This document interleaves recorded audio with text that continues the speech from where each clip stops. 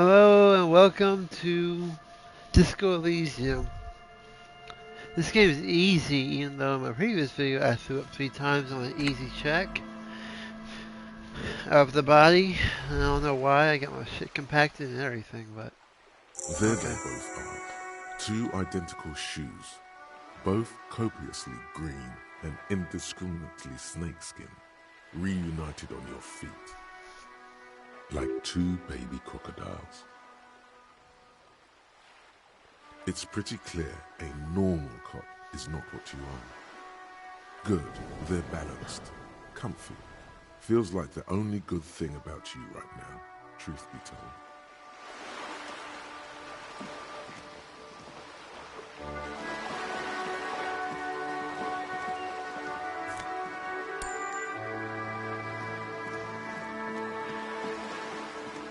I guess in this city people leave money everywhere. The sight of bullet holes stirs something in you, making you forget the lieutenant's surname. The faded marks are too degraded to draw any forensic conclusions.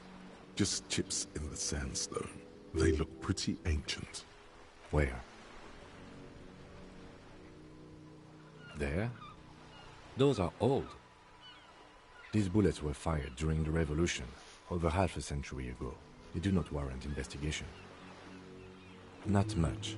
I don't have a fresh perspective on it. Shall we go?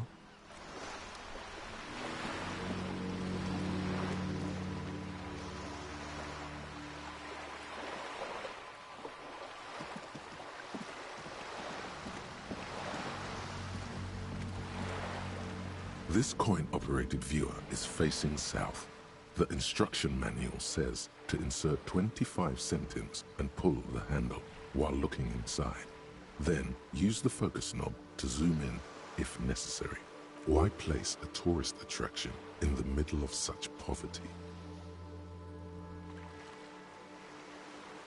There was a revitalization project in '49.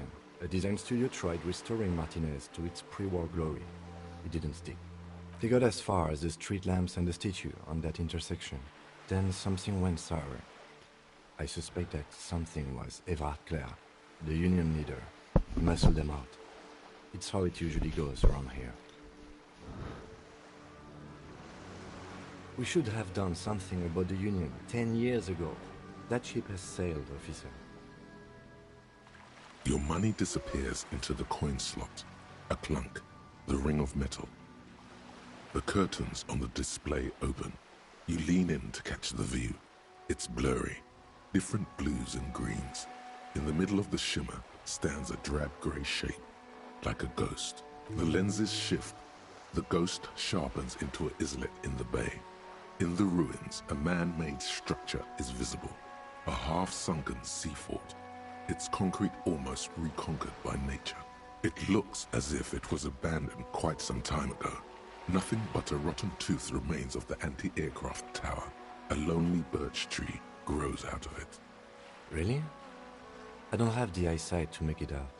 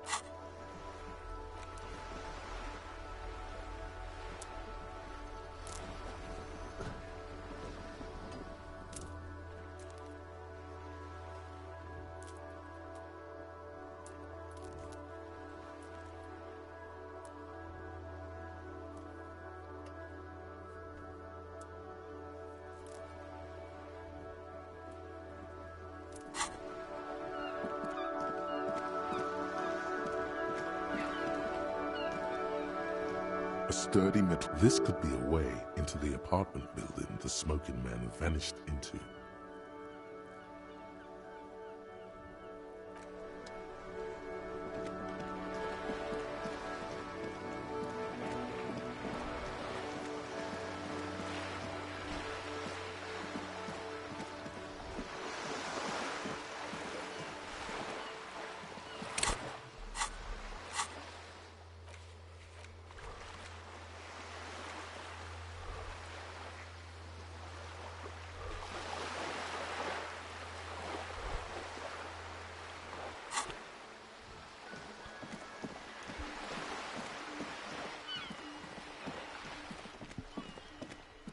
It's snowing again.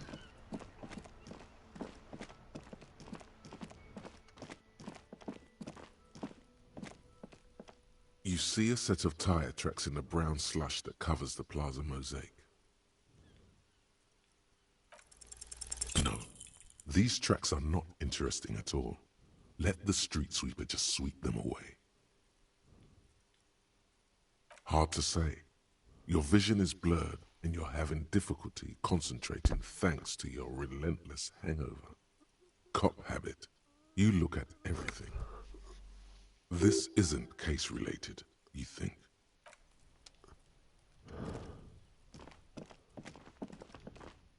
An old call box with a matrix of push buttons lists all the companies in the East Delta Commerce Center.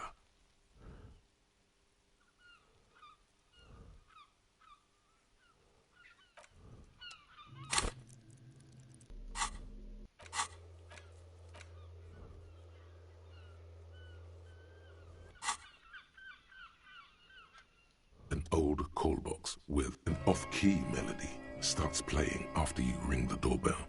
Then a woman picks up the receiver. Kuno, please stop calling here. Grown-ups don't have time for your stupid games. She thinks you're the gremlin child. What would he say to this? Pardon? This is not Kuno. Who is this? Please just stop calling here. I don't have time to deal with this. Thank you. A single beep indicates that the line has gone dead. You hear the same waiting room music, but no one picks up the receiver anymore. You ring the doorbell. What an ominous name for a hair salon. Doesn't bode well for anyone's hair. All you hear is static, but no one answers the call. You ring the doorbell, but nothing happens. You wait for a minute or two, but all you get from the call box is silence. Looks like someone has melted half the plastic off with a lighter. The doorbell doesn't work anymore. You hear static from the intercom speaker. It sounds as if someone has picked up the receiver, but isn't saying anything. You can almost hear them breathe. Yes, hello. This is Tricentennial Electric. Have you come to place an order? She sounds almost antique, as if her voice was being played off an old wax cylinder. A receiver must not be working properly. Wait, but what happened to Slipstream SCA? There's no Tricentennial Electrics on the list.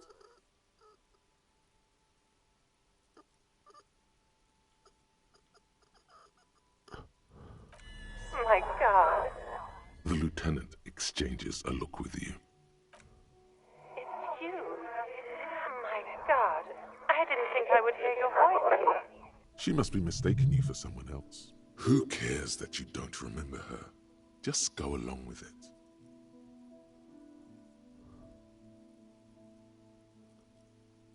Michelle, just please. Why did you even call? I don't understand. You've been gone for months. I thought you didn't care. Ever since I came to work here, it's been different. As if my mind's been wiped clean. A spot of static overrides her words. When she speaks again, it sounds like she's submerged. It's so nice. It's so nice to be able to finally meet again. She sounds like she's about to cry. She doesn't answer. Silence. The only thing you can hear now is static and waves washing ashore on the bay. Another seagull passes by. It's getting cold standing here, staring at the silent call box. It must have been some kind of faulty wiring.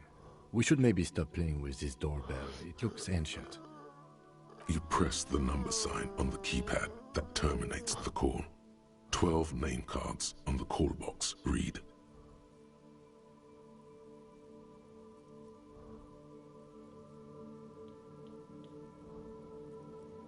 Silence. No one's home at Fortress Accident. Silence. No one answers the doorbell. Nothing happens after you ring the doorbell. They don't want to talk to you. Silence. No one answers your call. You hear the same waiting room music, but no one picks up the receiver. This button looks new, but someone has removed the name card. Nothing happens when you try to ring it. Huh. This button looks new. It's probably not connected yet.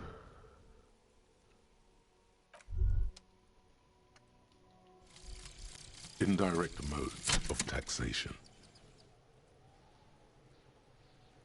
Turns out those Financial Oversight Committee gangsters stuffed millions of hard-earned dividends away in the last place anyone thought to look. The hearts and minds of everyday Rivasholians. You need to spread that deregulation gospel to the people. Tell them about that foreign fare tax. Preach that 98% gross burden. Preach it, preacher man.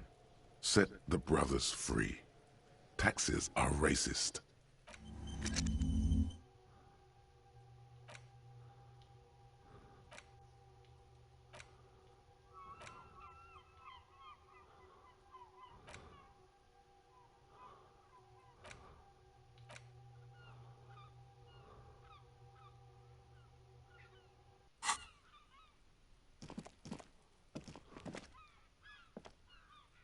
An old call box with a matrix of push buttons lists all the companies in the East Delta Commerce Center.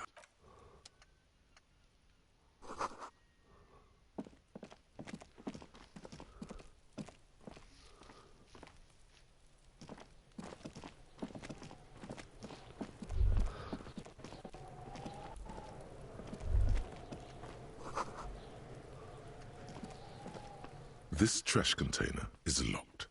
The sliding lid has a padlock that says, "Whirling in rags."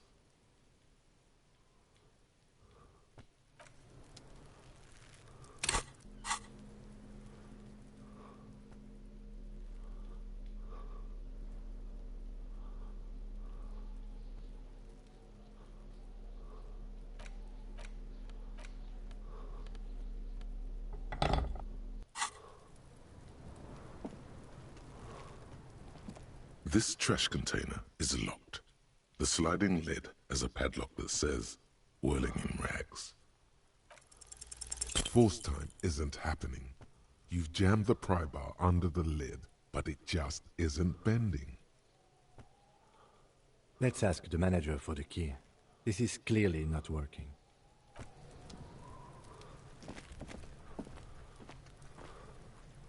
Kuno, the pig's getting pretty close to me. Come to snuff my shit out, I think. Looks like it's time for me to go, Kuno. Pig's come to take me in. I'm going away for a long, long time, Kuno. Going away for life. What's going on there? Fuck are you trying to pull, pig? Stay away from me, pig.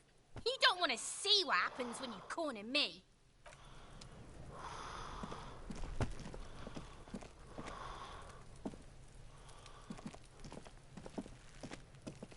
What do you see?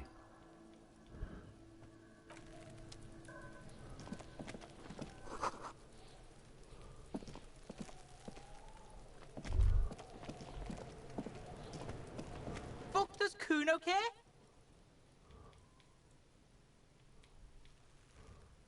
Kuno doesn't fucking care.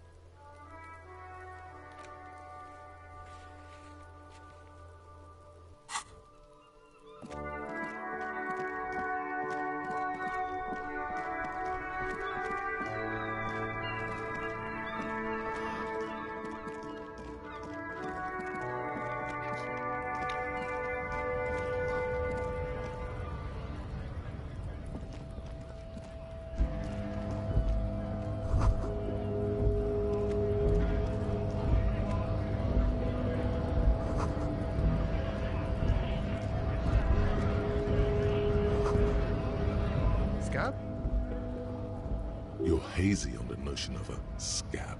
Smells like politics, though. Maybe it's got something to do with the flask he reaches for from time to time. I was just messing with you. No one's ever seen a cop scab. Imagine, you cops going on a strike, but then another cop comes in and says, "Let us cop for less money."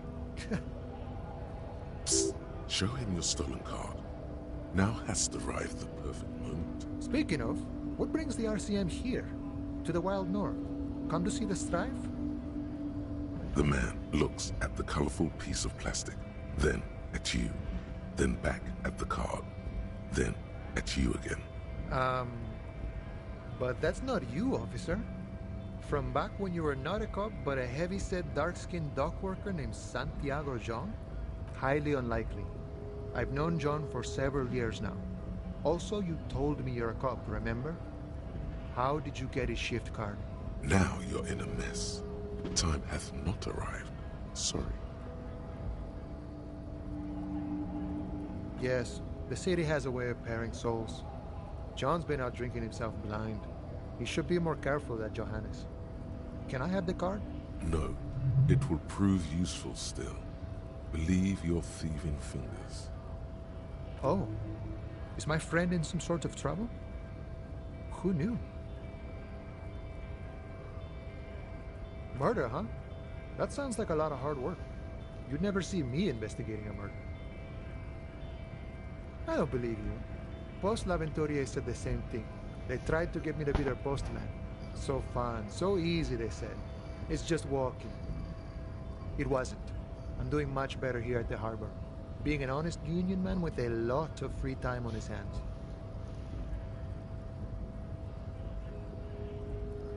Sure thing, my friend. I can help you out. The coin lands into your hand as if it has always belonged there. The swallow returns. Always glad to help out the RCM. Shame I can't do more. Things are meager at the moment due to... You know, the winter's fat is slowly running out and all. Still better than scabbing, though.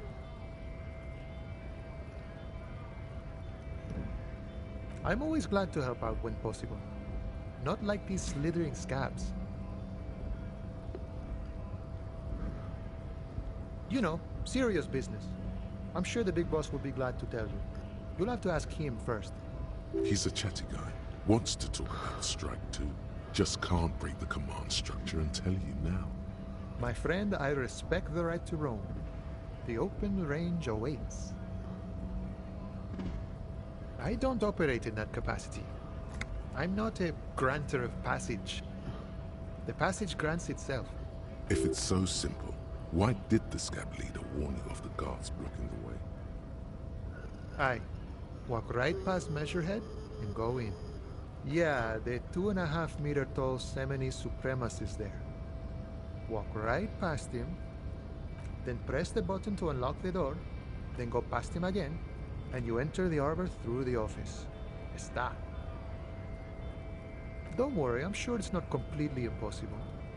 For example, you could best measure head in a physical confrontation, or you could convert to a Semini Supremacist worldview. Or,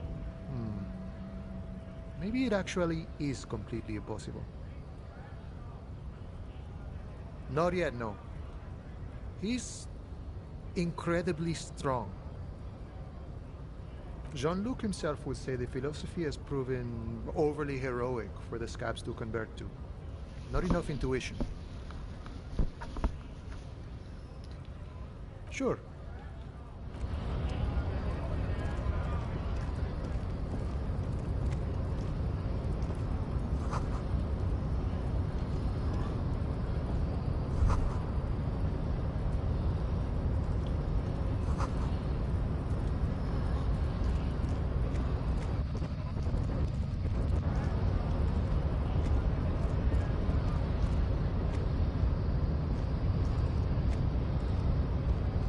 Nobody betrays your degeneracy. Yeah, Measurehead. His body totally betrays his degeneracy.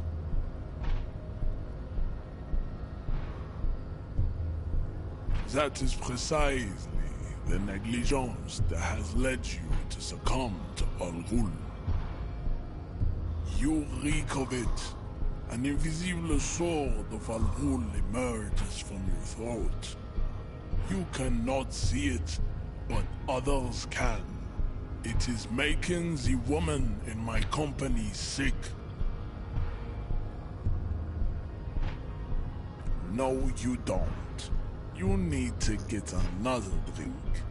Occidental Haplogroup B4 is done giving orders around here. The influence of the ham sandwich race is waning. Does this remind you of someone? The guy down there?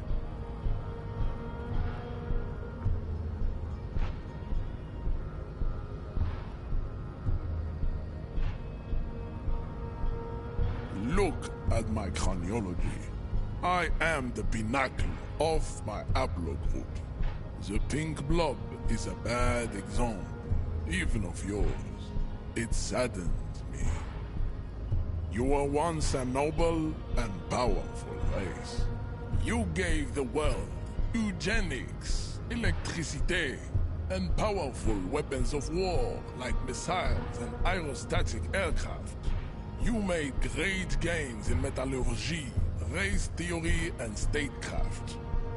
You dominated lesser cultures, like the deformed Hemians and the inexplicably potato-obsessed Quakers. But now your ascent to the genetic summit has halted. You are obsessed with sadness and with frivolous pop culture. You will be superseded. Isn't that right, babe? It is, baby, yeah. You know it.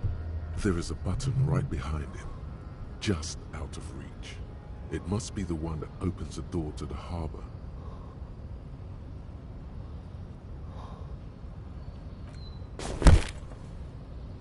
That is right. You should leave the stage of history with dignity by inviting the other races to a great world war. Bring your troops to the Simonine Islands and to Boogie Street, and we will pulverize you. When you are gone, we will build a museum for you. The walls will be lined with bottles of Al Ghul, your beloved beverage. Inside, we will store the odes to homosexuality you call art, and your microcephalic skulls. There may be a peaceful solution to this. You could internalize Meshached's race theory. He would take you as one of his own. Well, not as such. What you do with the mastery of advanced race theory is up to you. You could reject the findings, sure, or accept them and become an advanced racist.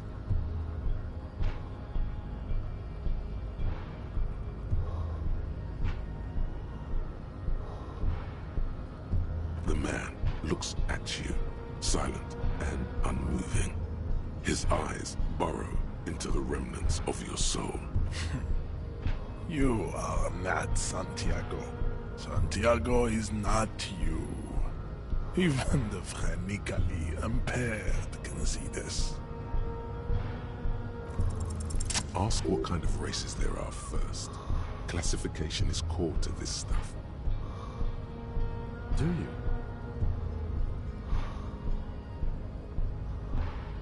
There are 3 categories of race. Type A, the heroic races.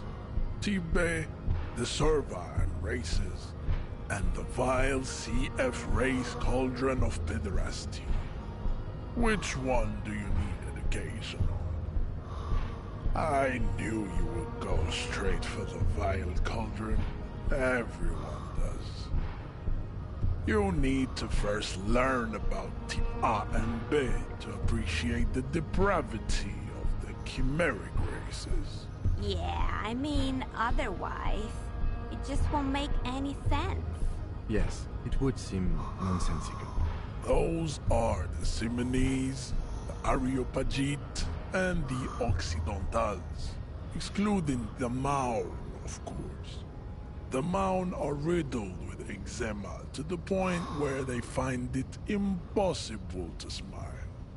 They are all lactose intolerant, a common result of inbreeding. A receding genetic pool has led them out on reprehensible street parades in mound cities like Stadskanal and Vredefort, wearing wooden clogs on their feet and little green tassels on their hats. The Vespertines and Messenians of Vesper and Messina, the ancient Meteorans of Meteo by the golden Pisantic Sea, the Suren of Sur-la-Clé, and even the North Königsteiners, all have type A race propensities. The other large mondial civilization, the Mesk, are too yellow and oleaginous to count as a heroic race. True, they are violent and expansionist, but they have a glandular problem. Overproduction of sebum. Sebum is leaking into their brains, making them listen to El Mariachi music and eat toxic minced meat-based food, which in turn only produces more sebum. As proven by the Maun and the Mesk, Occidental Type A is in retrograde. The Semenese and the Areopagite are on the ascent. The indigenous people of this, the Insulindian archipelago. The Semenese inhabit the southern islands. I am Semenese, from the stock of Ulebuir on Ile de Fantôme. The Areopagites are the master race of the Ile Maran deserts. The Semenese are descendants of the Areopagites. We came here during a heroic migration from Ile Marat to Ansuland, thousands of years before the lactose-intolerant Marne Occidentals discovered this place. The Areopagites are sleek, long-headed. The Semenese are powerful, mesomorphic. The former is an immutable progenitor, unchanged since the Super Isola of Pericarnassus. Ancient brains rest in their slender skulls. The latter is perfected and adapting. Together they form the Simeno-Areopagite, or Simeopagite superrace. That is all. There are no more Type A races in the world. Type B are the unheroic races, amorphous non-competitors of the great race. The Khoikos and the Vacholier, they are mud-colored people. The Khoikos of Grad, Yugo, Zhimsk, Chest et al. Are what you would call white, officer, in a suspect description.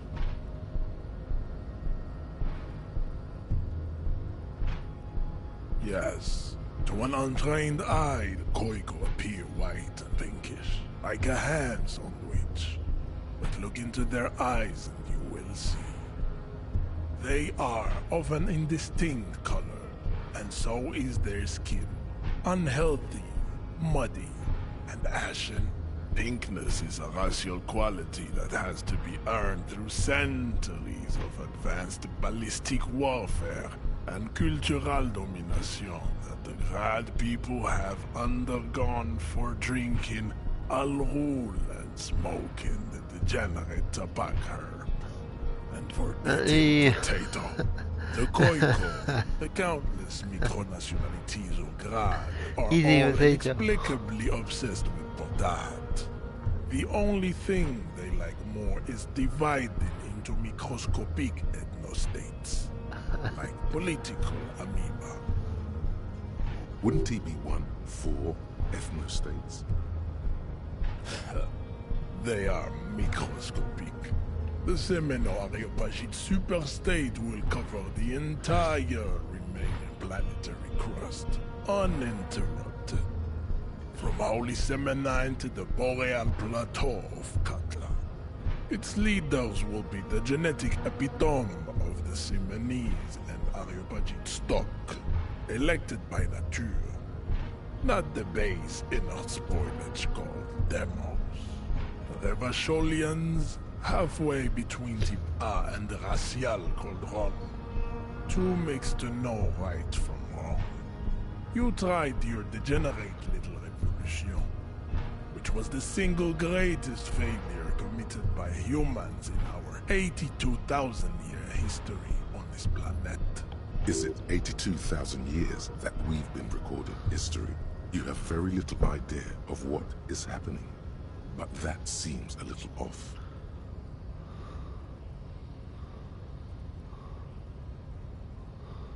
The mysteries of the people of this planet are a tragedy that has played out countless times over, like a fever dream of skin, hair, and bone. Wake up, naive Chespius.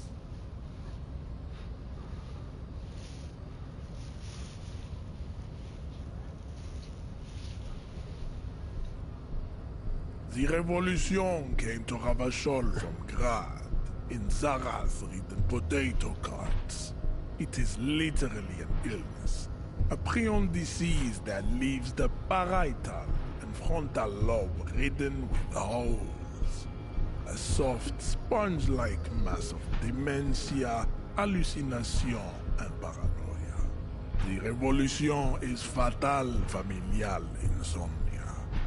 A hereditary prion condition passed from the Koiko to the Occidentals. But not sexually. Probably through trade roots and potate acid, the prime component of the potato plant.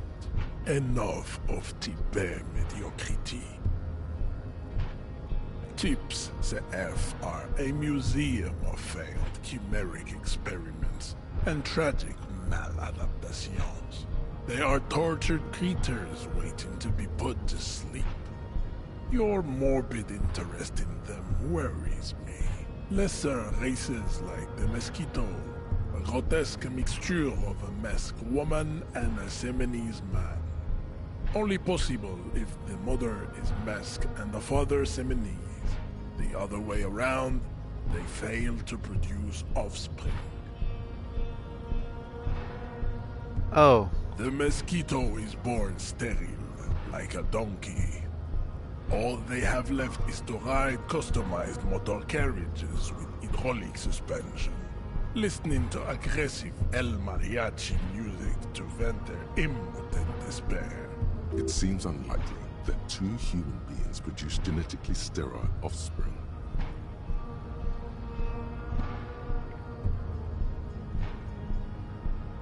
You are right. You have misunderstood. You lack basic phylogenetic education. Then there is the Semino-Koiki Chimera. Are you sure you wish to know of the Semino-Koiki Chimera? It is not an aesthetic site. The Koiko, as you know, are very servile, especially when they meet the rich man. Racial scientists have toyed with the idea of crossing the Semenese with the Koiko to produce a super worker of Semenese strength and Grad servility. This will never happen. The Semenese and the Koiko may have similar interbreeding problems as the mosquito. We will never know precisely. No Semenese man could maintain an erection in the suffocating potato stench of a Koiko woman, or Koika. But enough. It is cruel to entertain ourselves with the deformities of Type CF. Were there any able-bodied races you needed education on? You understand nothing. To solve the great race enigma, you have to first ask yourself, what is the race enigma? You have not even worded the mystery, let alone solved it. You need to internalize what you have heard here today, then return to me. This clarity does not come instantly. I cannot possibly imagine what else we have to discuss, Tipere Vasholian. Your love for disco music and venereal disease?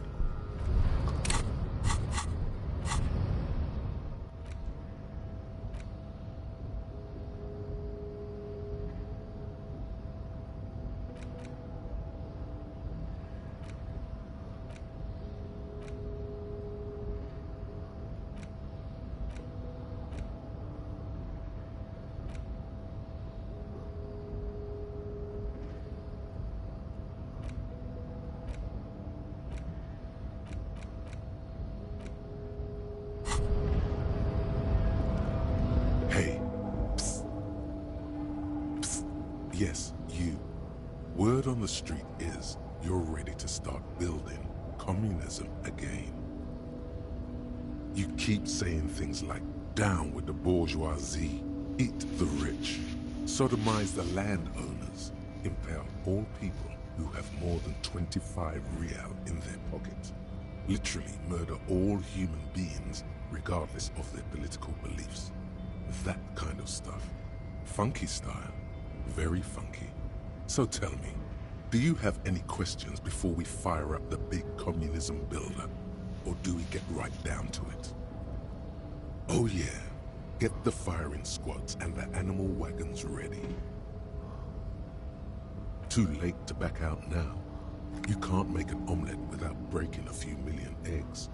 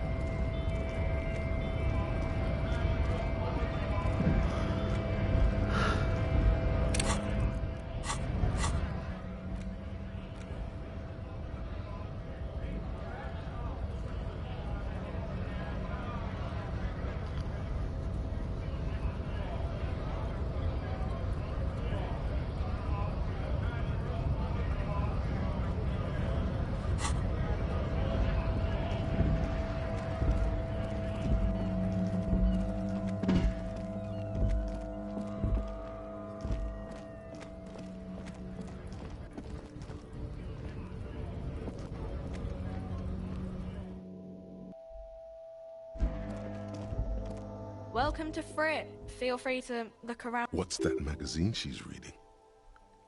You mean this? This is Pop Stars.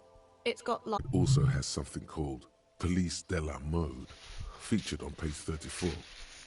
This speaks to you.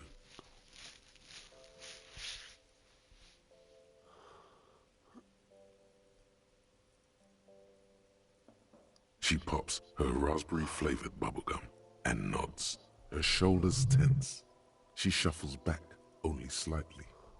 Bewilderment and repulsion root her in place. The lieutenant frowns at you before turning to the clerk with an apologetic half-smile.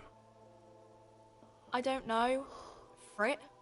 I think they think that the extra T makes it funkier. It doesn't. The story goes that normal Fritta, with 2 T's, a men's workwear shop in Vredefort, was already taken. So when Fritta Retail Inc. grew into a multinational corporation, they had to add an extra letter to avoid trademark infringement. Okay. I'm not really supposed to be chatting to anyone, but... She looks up. Yes, what we have is there, in the medicine cabinet. Go take a look yourself. I don't really know anything. I mean, I know it's there, but I haven't seen it, so... Not really. No. I didn't know him at all. I don't know, really... long. I don't know. No need to worry. It's just standard procedure for us to ask around. If you hear anything, let us know, okay? Okay. Uh-huh.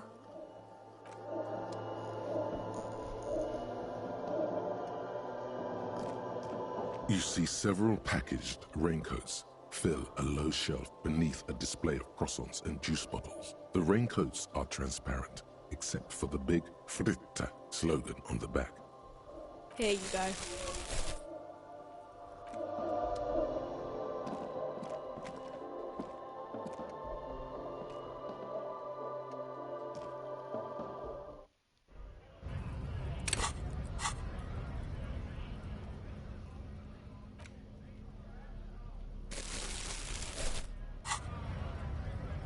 Alright, let's check out that body.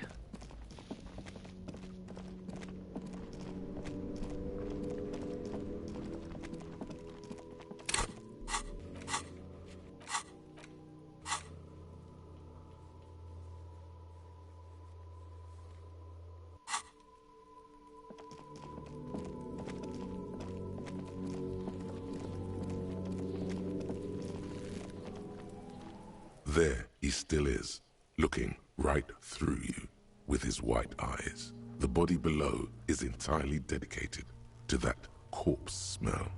Emitting it is all it does now.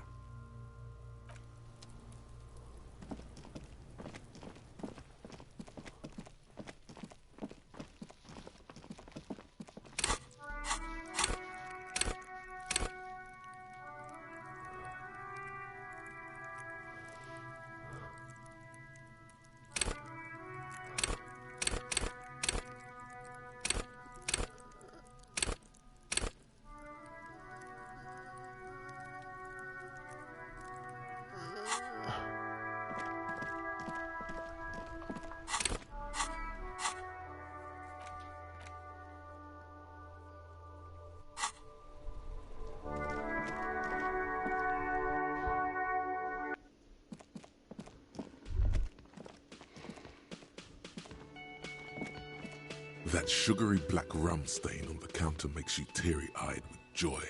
It's almost touching how syrupy and sticky it is. How long have you been up already? Attaboy. It's coming back to him. You had your mesolimbic reward pathway worried there, not thinking about drinking all that time. It was like you weren't yourself. Forget about the bar. Or don't forget about it. You should totally try to get a drink there too. But first, you should lick that stain off the counter. Yeah, man. Let's get wild. Lick it. Calmly, the lieutenant looks out of the window, then to you, licking the tasty rum stain off the counter, then out of the window again. What are you doing? We should move. You could definitely go for some more. The titillating scent of alcohol in your nostrils was beautiful.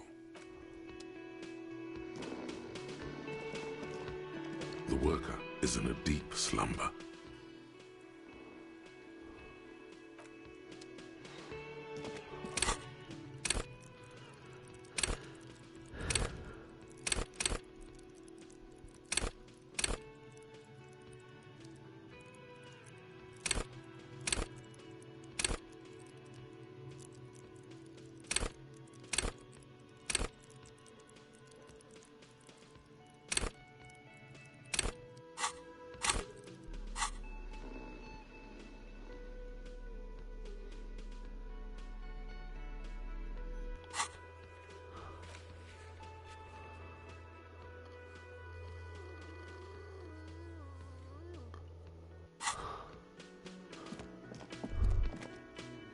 theme on that pinball machine is a standard royalist theme, used on everything from pinball cabinets to full-flavor cigarettes, clinging to a picture book version of the past century, waiting for the king to come back and cast out all the profiteers and homosexuals. Basically, imagine a yellow plastic crown with a liquor brand emblazoned on it.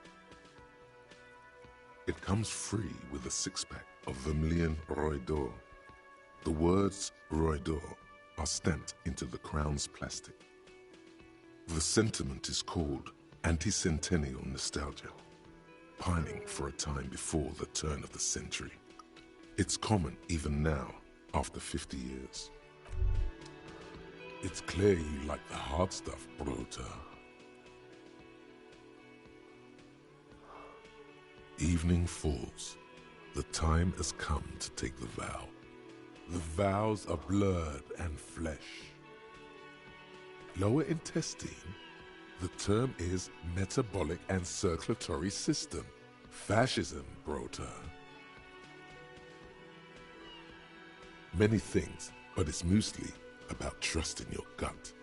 Who does your gut tell you is the source of Revachel's problems? Yes, them, but also women. Women, men of wood. You don't like them. What? They're insane. Their idiocy needs to be scrubbed off this world with rubbing alcohol. Woo men need to go back to the fucking kitchen. That's what fascism boils down to. The rest is also important. But the main thing is that woo men need to know their place. Stomach truth. You're having a stomach truth. Because you've said the hard things that others won't say, the good things, you've said them many times. Many things, but it's mostly about trusting your gut. Who does your gut tell? Yes, worm, that many things. Yes, woman.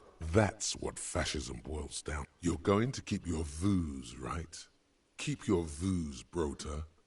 For the nation, smart. Best not to mention the woo men too often. That's why you're the head and I am the stomach.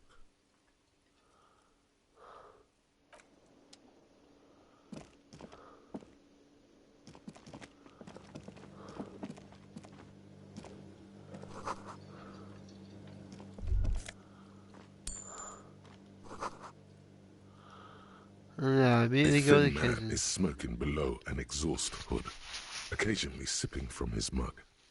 This must be the Whirling's cook. As you step in, he nods toward the table and says something in a completely foreign language. The only words you can make out are Garancy and Kubek. Okay, it's definitely not his name. Whatever you do, please don't call him Garancy Kubek. Please, it's not funny.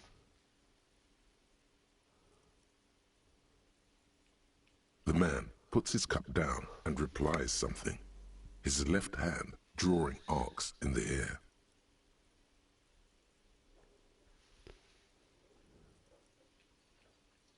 Speak Revacholian?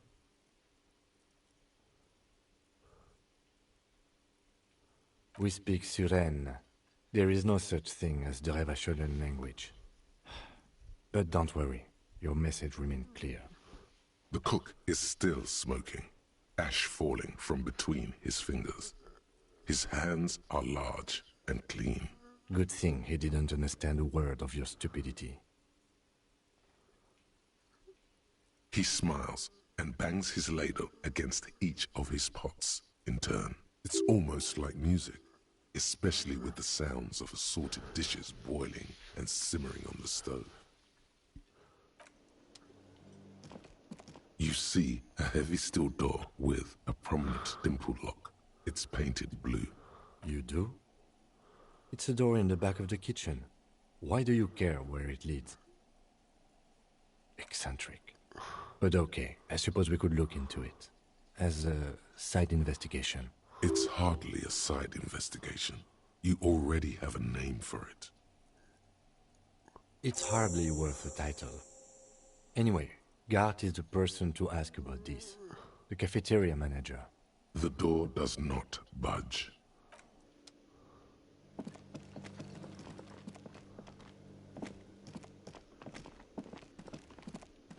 Can I help you? Mine? No, it belongs to the Whirling in Rags. Thank you for clearing that up. Why do you keep the container locked? Why? To keep the hobos and drunks out. That's why. And the neighbors too. They put their trash there and they don't pay for the garbage company. I thought as much. And are you the only party with access to the trash container? Well, yes. Us and the garbage disposal company. It seems a little callous, doesn't it? Something stirs in you. Okay then. Maybe you're callous yourself. What do you need them for? It concerns the case. Please cooperate. Just bring them back once you're done, please. Do I have a shaker in my hand? Is this a shaker? It's not a shaker. It's nothing. He's holding nothing. Am I wearing a little bow tie?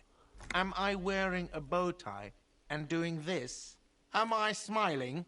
Do you see me smiling and shaking my little shaker? No. Do you know why? That's right. I'm the cafeteria manager. I'm glad we cleared that. Was there anything else? Play it calm. This man needs to understand you need a drink to help the community deal with police stuff.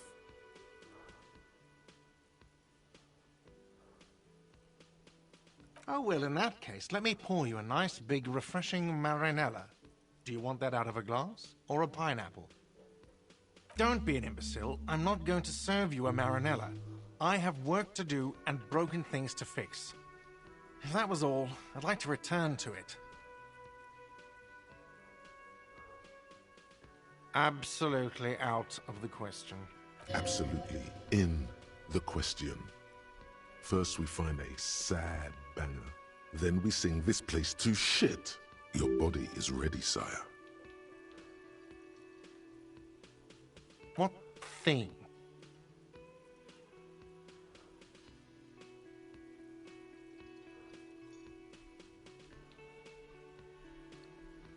Yes, not the whole damn union, thank God.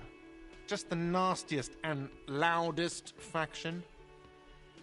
They come here in the evenings. Dumb, unruly types. Think they're big shit. But they're good customers. They place big orders and always pay on time. We should find out who this Lord faction is, occupying the booth. Loudness means talkative, and we need info. We don't. We have to wait. They'll show up sooner or later. Men get hungry, even men on strike. You glance at the clock on the wall behind the manager. Huh.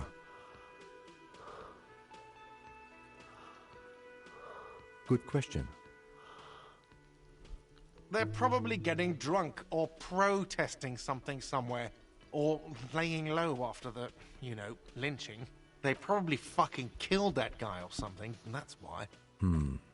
I have a feeling we'll make their acquaintance sooner or later. Oh yes, that door, sure. There's nothing mysterious about it. It's just a door. No, I don't have a key. I don't know how to get there. And I don't care either. It's not like I've been wondering about it for 10 years. It's just a frick warehouse, probably. Or some boring storage space with a bunch of old junk and dust. Junk and dust. He's attempting to maintain an air of indifference. It's absolutely not convincing. Fine, okay, a little. But my job doesn't leave me time for wondering about one locked door in one of the cafeterias I manage. So, I haven't opened it. I have cleaned the whole place 100 times over, though, after the animals. And I haven't found a key, so good luck with that. What? By the way, you should come back to this thing-based questionnaire if you see anything interesting in the whirling later. Another thing. Great. Yes?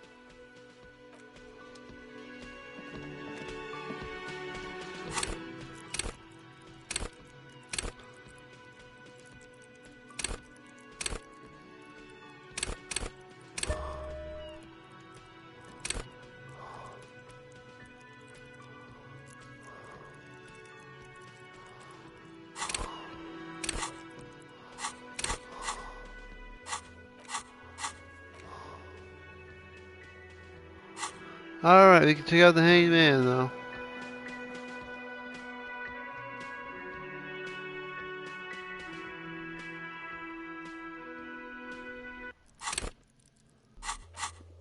Any other tool that might help me with that?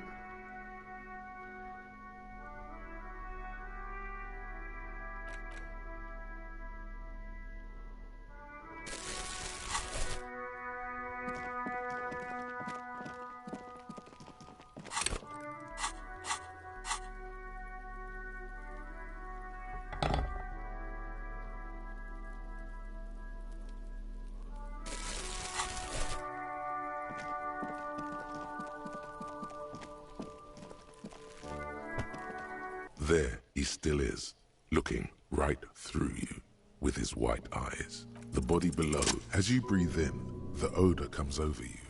It's a spell of the mind telling you to run, and your stomach to wring itself empty. With your hands at your sides and your eyes squinting, you stand in it. It's a puzzle. What's hanging in front of you is a puzzle of decaying flesh, tattoos, and tendons. They do after 7 days, yes. We are deep in decomposition here. The man before you is naked, but for a pair of underpants and enameled boots. His skin is greenish, marbled with decaying veins, and blotched by lividity. A fading web of tattoos covers his chest and shoulders. The cargo belt used to fasten him to the branch above appears industrial in strength. The material appears to be ceramic.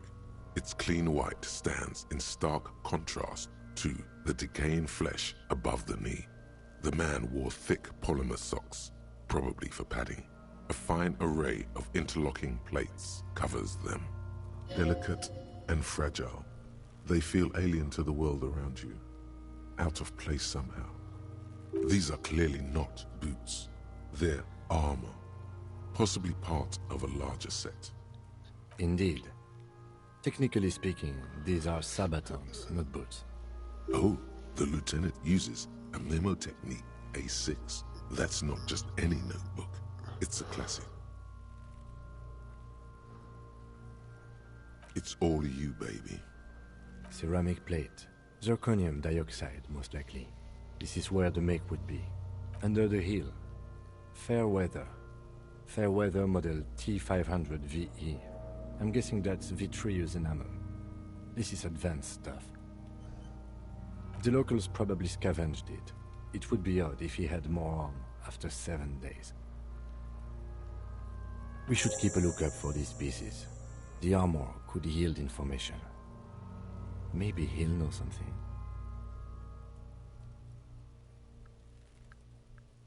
No, he must have worn something precious underneath his clothes. They've removed all his clothes to get to it. They did not just strip him for the putrid rags.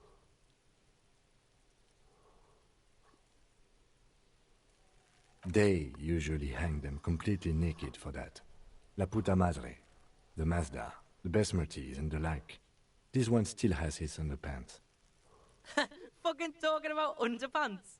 Clearly Kuno would like to interject something here, but there's not enough for him to hold on to. The stench fills your nostrils. As you push downward, an ominous creaking sound comes from above. Stop! Pig's gonna pull his head off. Brutal! You're about to pull his head off. Do it, homo! Pull his head off. There's no point performing an autopsy if you do. We'll have compromised the coroner's case. Indeed, from this angle, it does look like the neck isn't going to take much more. Being dead for a week has all but liquefied his muscles. What are you trying to achieve anyway? Why are you hanging on to that boot?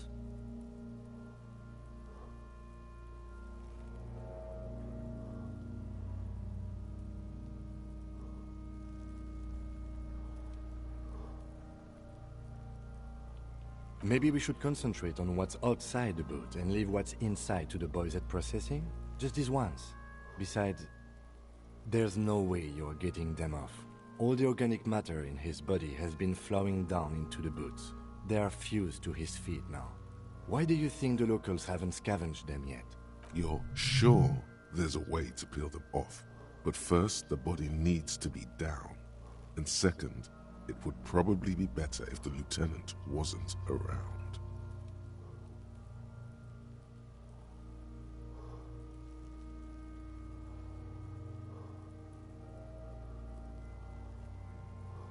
The anticipation makes you crack your fingers. Feels nice. Nice and cracky. Processing will take care of them. With the situation in the morgue, it will yield nothing. But we must pick our fights. Should we continue? That's for us to find out. My initial report on the area suggests he was a security guard for the harbor company. But that's just hearsay. I agree. This equipment is way beyond what a guard can afford. It is. It's expensive. We've requested similar material for our tactical units for years now. The constabularies deemed it too costly. In that time, we've lost 6 men to semi-automatics. For a full set, about 4 years of wages. For the northwest region of Revachol, an officer's average yearly income is 5,500 rial, unadjusted for rank. Not too much, yes.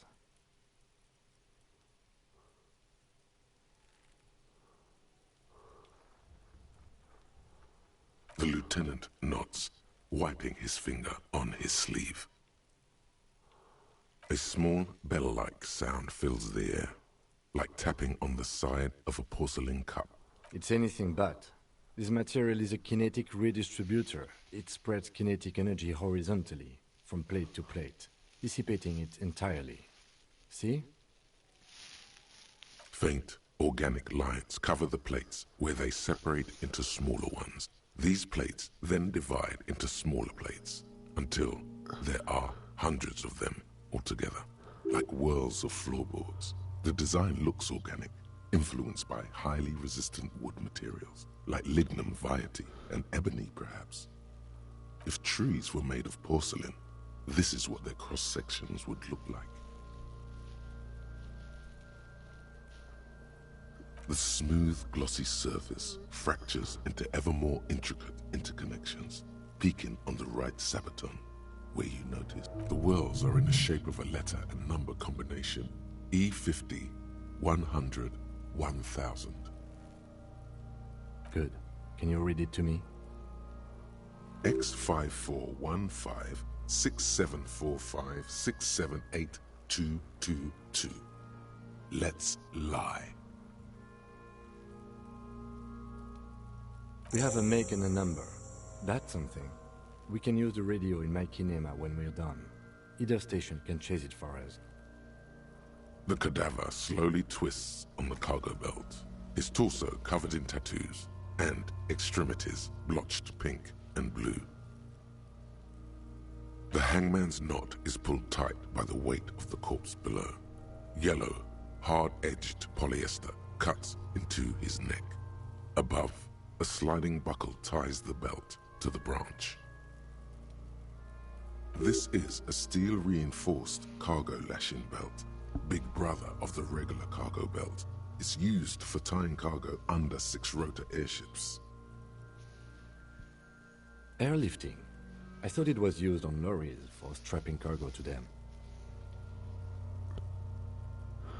The local harbor uses 6 rotors to shuffle containers around. I get the sense they use whatever was on hand without paying much attention to not incriminating themselves.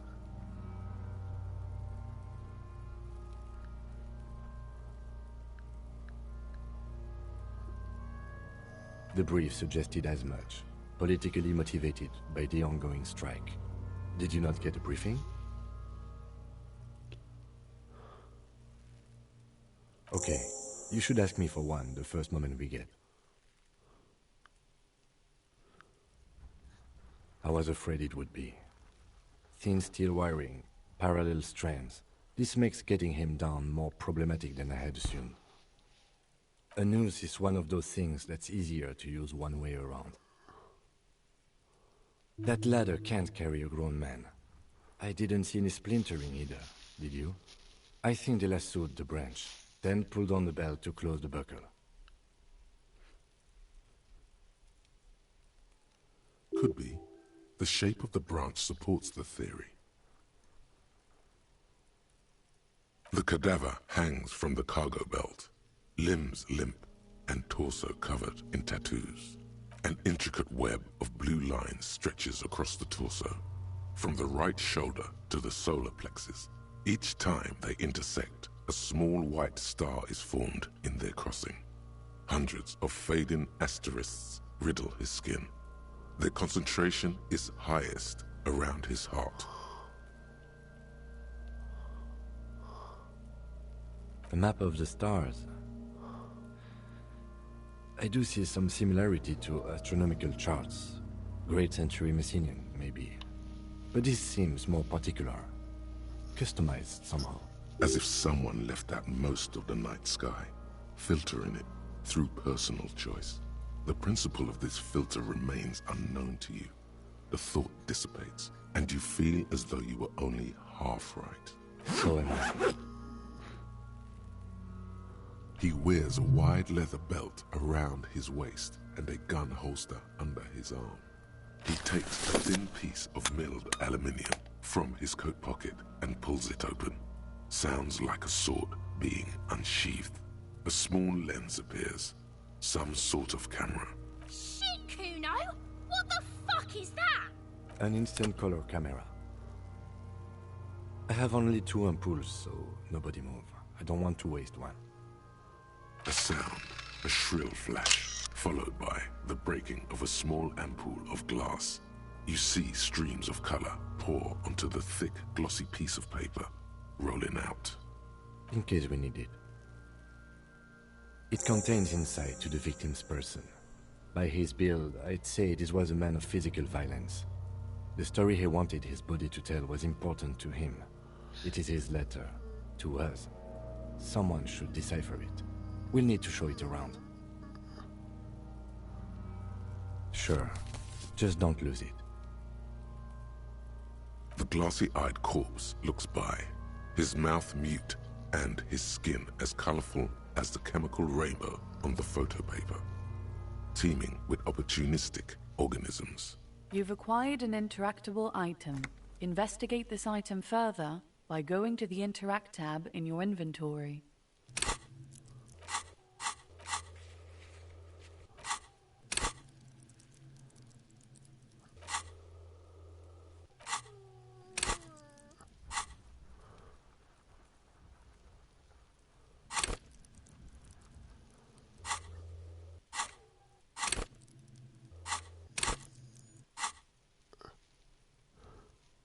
His eyes are milky white and blind to the world, protruding comically from their sockets. There is no one home, just subaquatic terrors there. Dark brown hair grows on his head. His face is ready to explode from the organic processes inside. The death's head grin has passed. What remains is an unrecognizable mess. The corpse is dead silent. You have no idea why you just said that. Who is he? He is male, 40 to 50, with an athletic build. The corpse looks right through you as you distance yourself from its stench, eyes like a shark. As you narrow your eyes, the monster before you blurs into a violent mess of green and pink. This is a trick. You've done it before. Pink is where the blood settled in the first hours post-mortem. You can use it to see if the corpse has been tampered with. Does his position at the time of death match the discoloration? Only the lower extremities are pink with a dash of blue. His fatted hands, thighs, and his neck, just above the noose. The rest of the corpse appears dark green in the cold spring air. I see it. His neck too. The lividity goes right up his chin. We have good, well-pronounced discoloration here. The monster comes back into focus. An explosion of color, coursing with dark marbled veins. His stomach appears pregnant with something. Black liquid streams down his thigh and onto his boot. So, what do you think?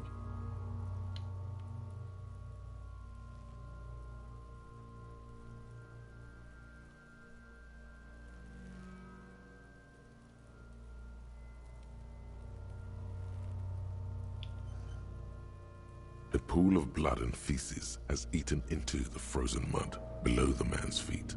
Purge liquid is dripping into it, drop by drop. The victim appears to have contained no more than half a kilogram of digestion at the time of death. The fuck he's saying? Talking about shit.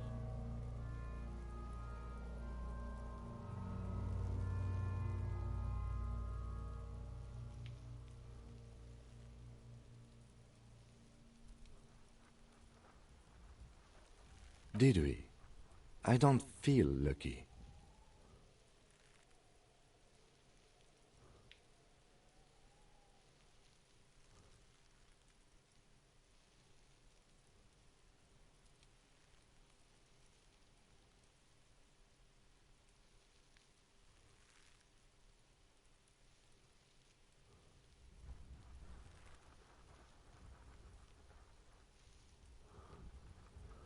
Agreed, especially on the neck. The belt acted like a tourniquet, keeping the blood in his head. The hypostasis supports a hanging. Yes, there's always a chance we are wrong. We should check for ligament marks on his neck to see if they're in tune with the belt. We'll have to get him down first. I do. Most of them are post-mortem. Maybe even all of them. The delinquents have made our jobs harder with their little sport. Stop talking in riddles, coin slot. It means you fucked him up good, Kuno. Fucked him up brutal-like. I agree. His personality is no longer a part of the world. Totally dead.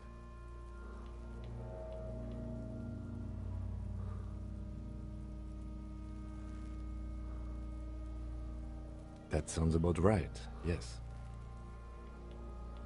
But there is no breath to catch. Only the cadaver filling the air and your nostrils. He slowly rotates before you, decomposing. Are you sure we finished the preliminary examination of the cadaver? We might miss some of these things once he's done. The cadaver slowly twists on the cargo belt, his torso covered in tattoos, and extremities blotched pink. The steel-reinforced belt presents a unique challenge. I brought chain cutters, but I don't see a good angle of approach to the belt. He doesn't actually think the challenge is unique. He thinks it's frustrating, annoying, and harder than he thought. The cadaver is a good 1.2 meters up. Neither one of us can reach the belt without assistance. And even if we do, there's the question of cutting the airship strength material.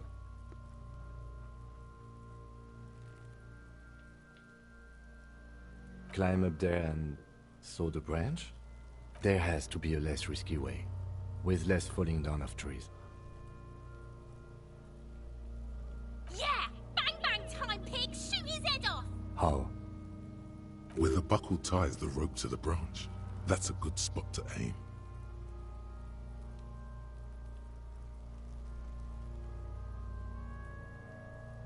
Where? Ah, yes, I see. If the shot hits that, there might be a chance to release the belt. Yeah, now we're talking. Entertain the Kuno with some shit. They'll miss! The pigs will miss, Kuno! I'll blow his head off. Take it! Take the shot!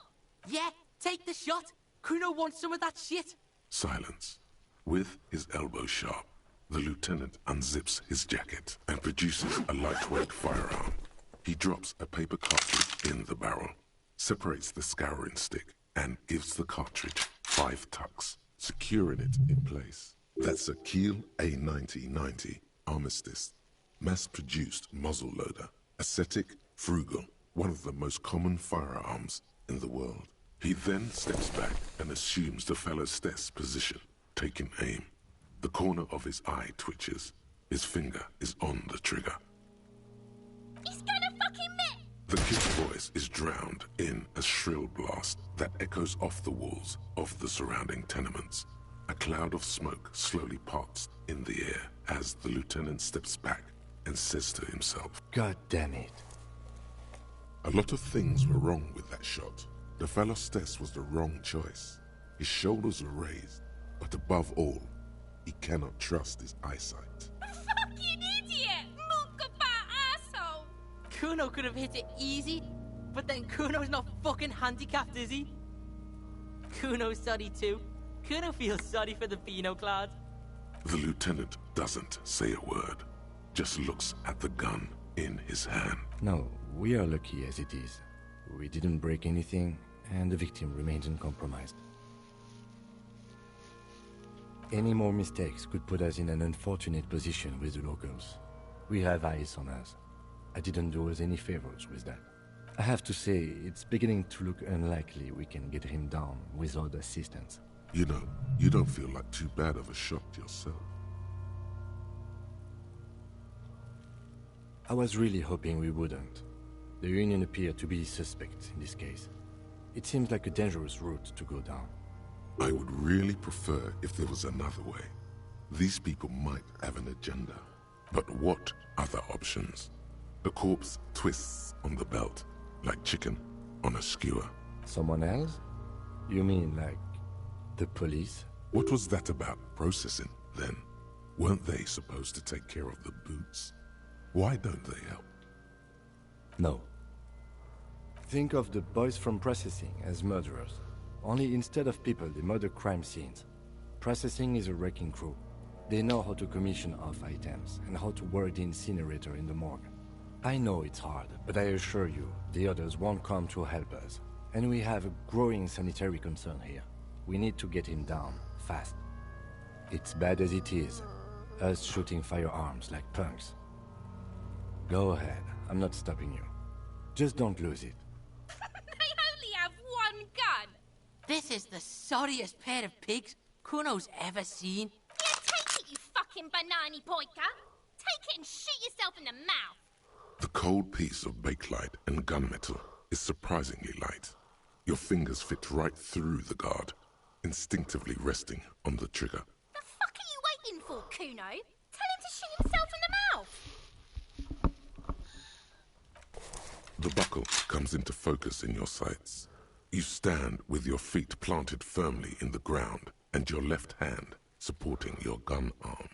Why don't you just shoot yourself in your mouth? At least you won't miss.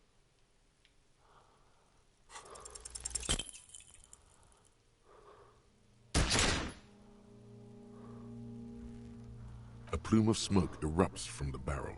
Your hand goes numb from the explosion. With your ears still ringing, you missed the belt, but hit the corpse straight in the chest. Bits of ribcage protrude from the skin. Oh my gosh, he's gonna fucking cry! I knew it! What a... Ask for another shot. You'll get it with the next one. The goddamn light reflected off some window. Surely. The armistice is sufficiently precise, officer, especially at close range. It's not the gun's fault you can't shoot. It's your pig hands. Pigs don't have hands. They have, like, fucking... Kuno has hands. Kuno can shoot that shit down for you. Cop's bitter because he fucks that corpse up, Kuno. What a fucking good pillar. We still need to get him down, somehow. The bad way. The way I didn't want us to. By asking the Harbor for help. They have the tools and the men. If they put him up there, they can take him down too.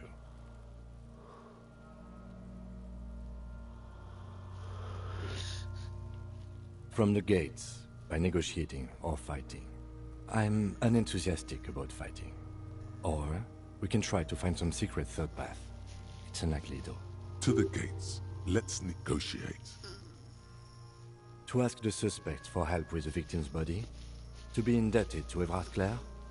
Very much, yes.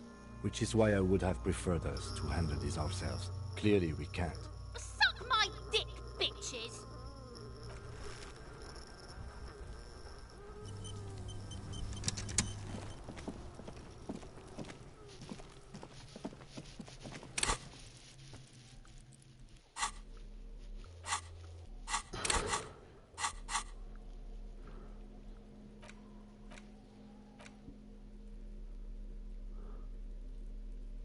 An intricate web of blue lines stretches across the torso of the hanged man, from the right shoulder to the solar plexus. Each time the lines intersect, a small white star is formed in their crossing. Hundreds of fading asterisks riddle his skin.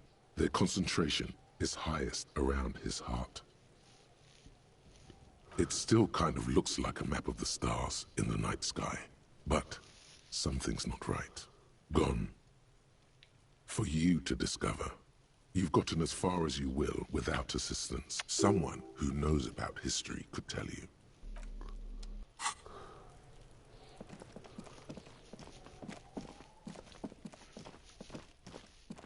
You see a set of tire tracks in the brown slush that covers the plaza mosaic.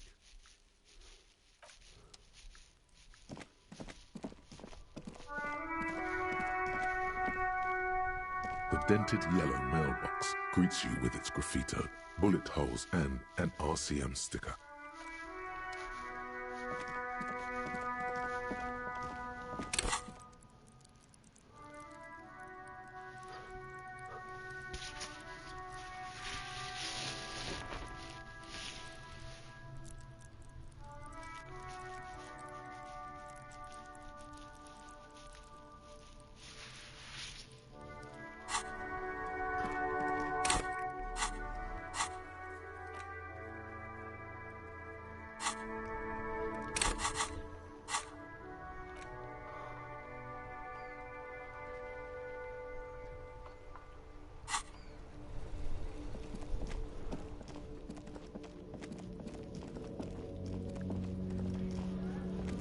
Looking for something?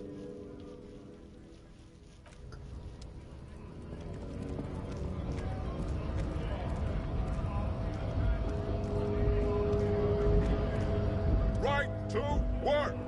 Right to work! Shame on you! Not before you get in there and get your ass whooped. Learn by failing, I always say. He might have some advice, but you got to at least try to fight Measurehead first. Return if you fail.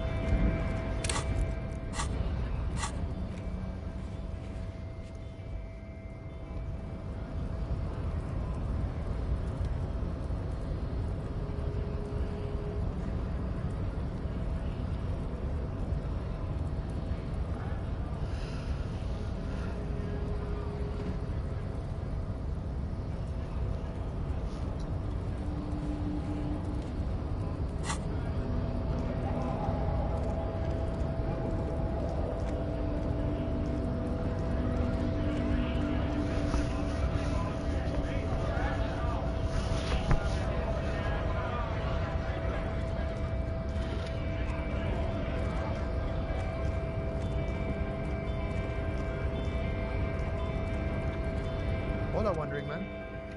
How can I help you?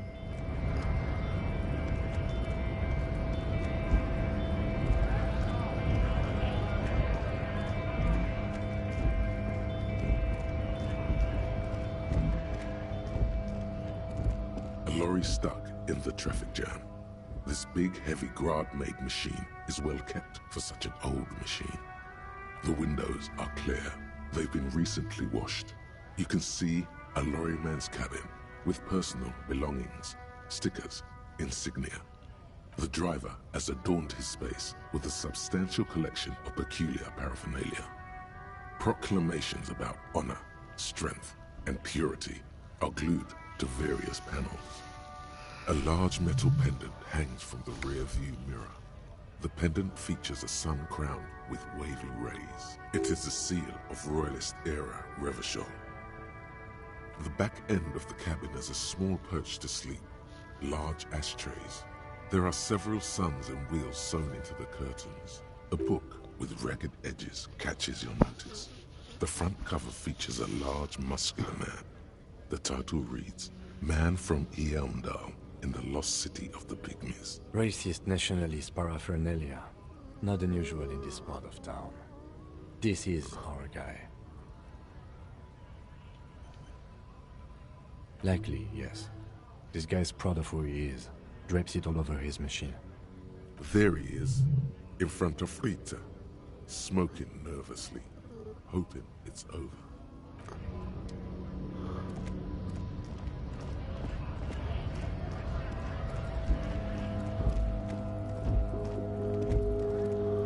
Looking for something? It's about biological determinism, natural law, the sorting of the races. Not the most popular topic nowadays, with the coalition in charge and all. You might want to change the topic. That is, bury your head under the sand like common sheep. I'm not the only one. Look, I've read books. The science of racial theory has all been proved, even if some people don't want to accept it. People who've studied these things say that you and me are superior by design. So, naturally, we Occidentals should be in charge. Obviously, you can see the merits in that. Open your eyes. Haven't you noticed something different lately? An unfortunate downturn, maybe? Huh? When members of the superior race cease to believe in their innate superiority, they stop competing for resources. The problem? The damn Kips are showing a real good game lately. Same with the mosquitoes. And the other intruders species too. They're on the precipice of cultural victory. Cultural victory? What is this then? It's what the Kips of Boogie Street are going for, right under our noses. And the others too, on the radio. Heard any chansons lately? Heard any motetos or leader? No. Dominating culture is how they plan to win. They say so themselves. It's true. Also, you need to realize the dangers of mixing races. Who knows what might happen if people don't stay in their birthplace? You might end up with a new sub-race, with unknown characteristics, leading to extra competition. That's why you've got to control the offspring. Don't push your luck, Runt.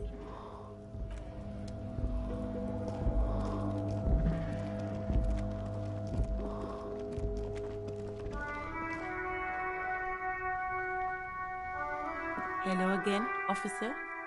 How are things?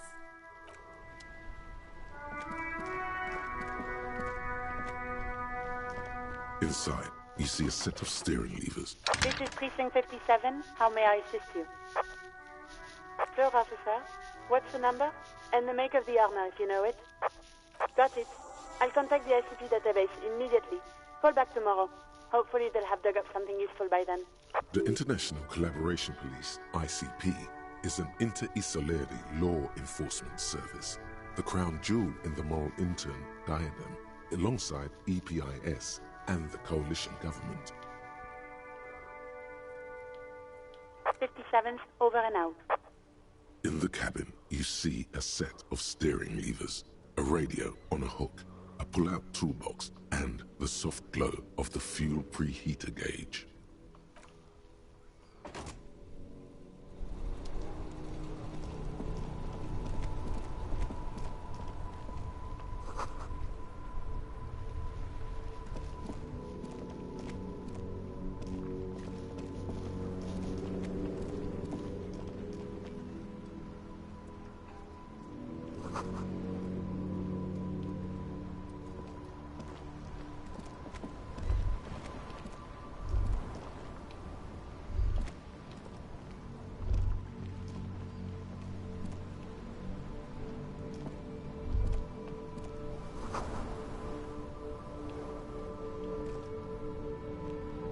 Life doesn't need to be a struggle.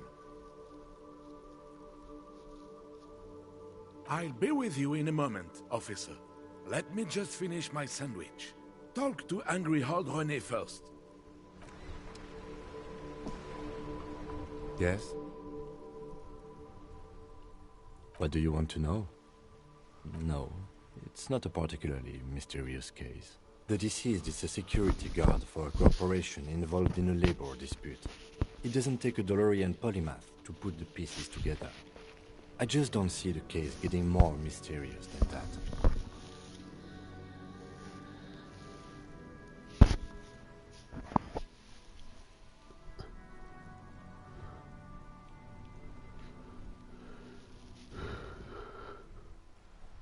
There was some interest in this case at my station, but not for the reasons you have in mind. You seem to wish there was Good point. Martinez is famed for its occult sex murder rites. We'll get on it immediately. The weary tone is the surest indicator that the lieutenant is being sarcastic. No, not really. Was there anything else? It can still be an otherworldly sex mystery in your head, with a dark twist even. He's basically challenging you to sex it up with some lurid twist. Don't get right into it. Sit on it a bit, then hit him with it. Good.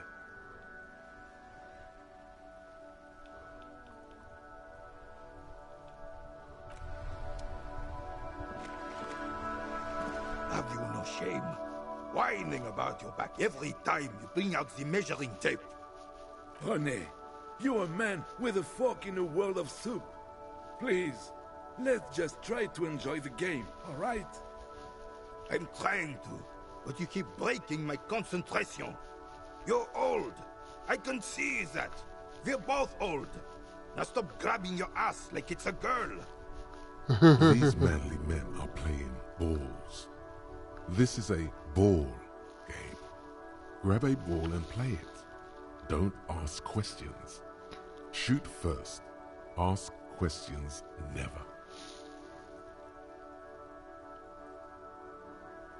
That's the spirit. Don't even waste your breath asking about the game. They wouldn't know anyway. They're way past their prime.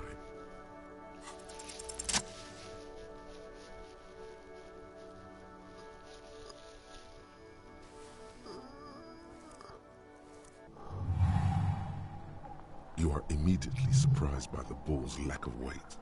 No matter, you'll make it work.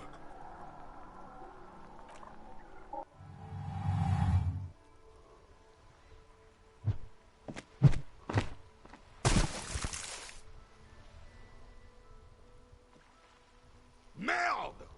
Bordel de merde! A whorehouse of shit? It wasn't whorehouse of shit. The shot was at least 23 meters. Probably 24, and then some. Nothing to be embarrassed about. What the hell is your problem? I don't care if you are a cop. You do not just ruin someone's game. It's so goddamn disrespectful. A man his age getting worked up like that? Better watch that blood pressure. You vandalized our game, son. We can't play pétanque with 5 bull.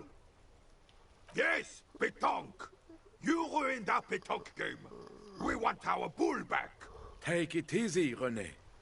This is just a misunderstanding, isn't it, officer? No harm done. Of course there's harm done, you orange slug. You owe us a goddamn bull. Good. Mistakes are forgiven when men at least try to right their wrongs. I believe you will try. Now, why did you approach us? Yes, why did you come here? It's unlikely they know anything about the murder. You never know. He might know something. This is a good vantage point. Ah, yes. King Philip III on his steed. A reminder of what Revachol once was. Oh, absolutely. At the mercy of a cocaine-snorting tyrant who emptied the treasury so he could sleep on a bed of gold. A superpower, feared and respected. A testament to what this country can be under the leadership of a true king without fear of offending the sensibilities of the frail and weak-minded among his subjects. This is something the insurgents never understood.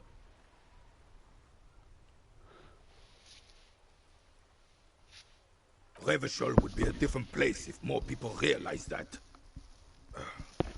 We could still be the... Don't get started on that again. What happened, happened. The Carabiner doesn't reply, but his entire being communicates unbreakable resolve. Oh, old Philip was a big fan of the purple nose candy the nobility loved so much. A cocaine connoisseur of sorts. His egocentricity is borderline legendary.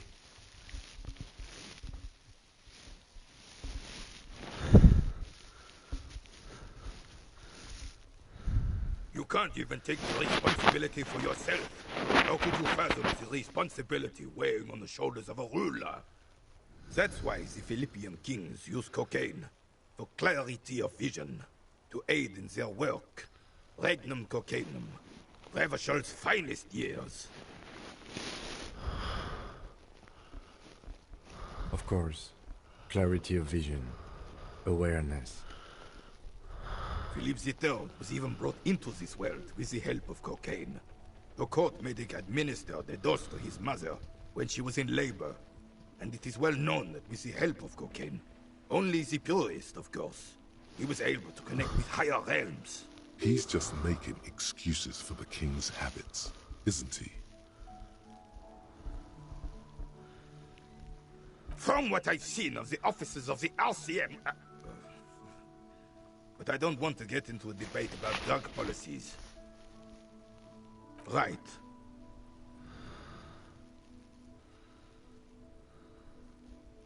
Unfortunately, I don't. Unlike most of the locals, I have no qualms about assisting law enforcement. But this affair has passed me by completely. In Martinez, the Union is the law. So can you really blame them? Cop is a pejorative term. I don't have a problem with policemen. On the contrary, I admire the effort to bring order to our streets. He doesn't know about the crime. Your time is better spent discussing politics. I'm confident they are indispensable in regard to all the paperwork and other administrative duties. No man can afford to turn his eyes to the horizon if his rear isn't secured. If the womenfolk take care of that, then men can tackle the bigger issues.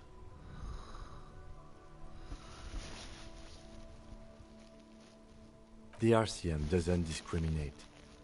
Women are held to the same standards as men, and as reflected in the quarterly statistics, are equally effective in their jobs.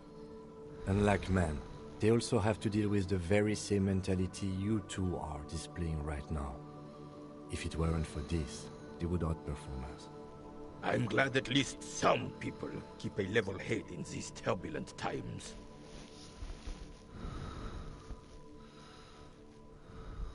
Yes. The terrain here provides an interesting variety to a familiar game. I do. Fire from heavy artillery. Why what? Because that's what happens when communards hijack your country, execute your supreme leadership, and turn your capital into a slaughterhouse. You use heavy ordnance to clean up your home. Sadly, no. It was the foreigners who brought them to their knees. We fought valiantly. Too valiantly. So valiantly we got licked. Should have fought dirty, like they do with their suicide sex cult propaganda and mad anarchist women strapped to shrapnel bombs. We didn't though, and we lacked caliber. God bless him, but the suzerain's cannons simply weren't big enough. It was probably a bit more complicated than that. This place is a damn beachhead, son. They didn't do it because they didn't like it. They had to soften the commies up first. Yes, the military coordinated amphibious landing to take back Revachol. Martinez was used as one of the 3 footholds in Revachol during Operation Deathblow in '08. The other 2 are off in Stella Maris and the Delta. This here is Blood Ground, where Coalition boots first made landfall and cleaned those rabid dogs out. Most likely, we're playing pétanque on their mangled corpses. Blood ground. You got old René going there. Like he isn't hungry enough already. Don't get me wrong, officer. I hate those foreign dogs, but the enemy of my enemy and all that. They're the lesser evil. Damn right, son. They laid the fire of hell on the city before they stormed it. And it worked, too.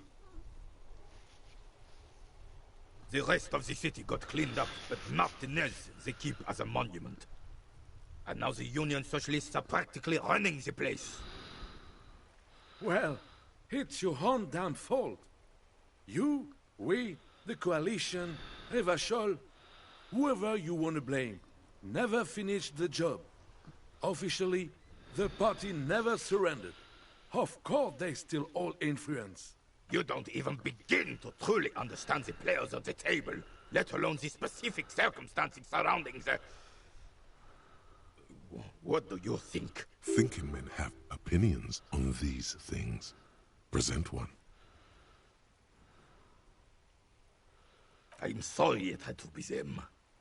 After 8 years of fighting those hyenas, boiling cats for food and drinking piss in the mountains, I would have preferred if the Right Honorable King Guillaume returned through Revachol. Or even if that damn clan Frisel had risen from the grave and led us. Sadly, that was not the case. Instead, all that is just, holy, and beautiful in the world was wiped away, and now it's neon signs with toothpaste ads everywhere. Foreign influence peddling garbage and stupid music on the radio. This is just what the commies wanted. This was their plan all along. This is what they wanted to replace the role of the suzerain with. It doesn't. That was 100 years ago. It had nothing to do with anything. Damn Frisel. He was the king we couldn't protect. The Carabineers failed him, and the crown. He died in the hands of the Hyperlay, in a very public execution. He slouches as he says that. It makes him smaller, admitting they left the king to the mob. A true king in both blood and mind led Revachol before Frisel. He would have been better, but the damn commies drove him into exile. Some manner of self-deceit is present in his thinking. Sounds like this Guillaume abandoned him, and he doesn't want to admit it. The suzerain is the king! Has everyone forgotten already? They've forgotten already. It's no use talking to you. You were still in Daddy's balls when it happened. When we took our last stand against the Fifth and rode the cavalry straight into gunfire.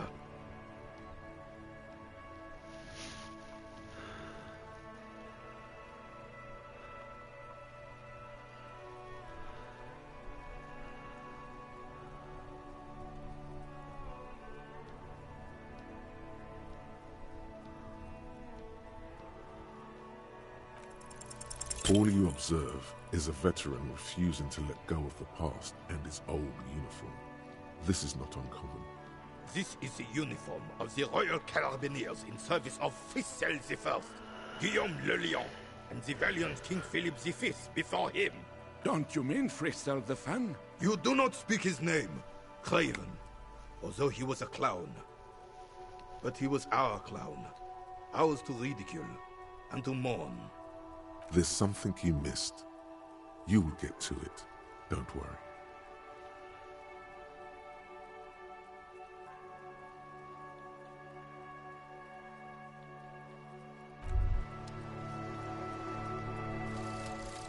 Lonesome, long way home. Here we go. Home awaits. Walk past Station 41 and through the market, past the Boogie Street spearhead to the other side of the lake, the frozen eye at the center of the district. Then, past the video rental store on the corner. There, at the end of a street lined with pine trees, a small house no larger than a matchbox. 11 Voyager Road. You no longer live there. Those times are gone. And so are those people. Why did you come here? Why are you still here? And where's the dealer? You have to get back to work. That's all you have now.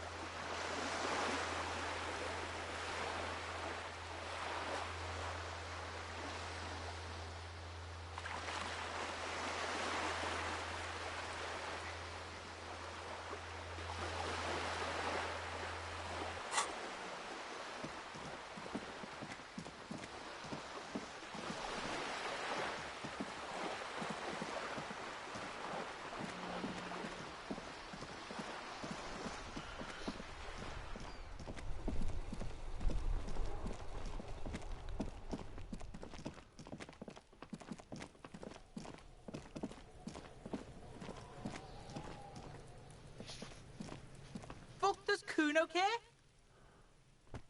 Shitload pig. What's your question? Don't tell the pig shit, Kuno! This is where you quickly ask him questions. Real cop questions. Like a cop. Kuno doesn't give a shit about the armor. Kuno's fuck gimp's got one big thing wrong with him. He's a fucking mutant. Look at him. Fucking growth hormone shit. He's a giant.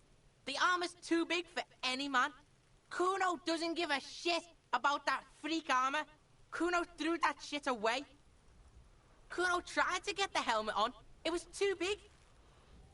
Kuno kicked that shit in the sea, rugby style. That shit means nothing to Kuno. Yeah, that shit means nothing to Kuno. Kuno doesn't give a shit about material shit. Kuno's a fucking monk. You wanna fuck on someone about that armor? Go fuck the mustached union fuck. The jolly troubadour shit at the gates. Yeah, cock and boot. You know that jolly union cow fucker? Came around talking about cows or some shit? Came around pretending like he cares about cows? Yes, you met him at the gates. The one with the boots and the jolly smile. Yeah, he's the one you want to talk to. He's fucking crazy about that armor shit. Coming here pretending like he likes cows. Trying to catch a peep at Kuno's armor. Curious, my liege. Why did Kuno feed you this information? Yeah, Kuno's doing charity today. Kuno Day. Kuno feels sorry for you two loser pigs. Kuno's doing pity now. Still, seems suspicious. He may have it in for that guy. Or you may be paranoid. That is also a possibility, sire. Kuno's fuck gimp. Kuno uses the fuck gimp for target practice. He's trying to hide the fact that he doesn't know. Kuno knows what you meant. Kuno's not a snitch, that's all. Trying to make Kuno sing into the popo phone.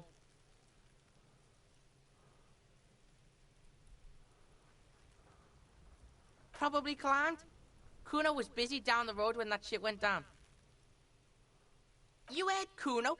Kuno wasn't even in Martinez. Kuno wasn't in Revachol. Kuno wasn't regional.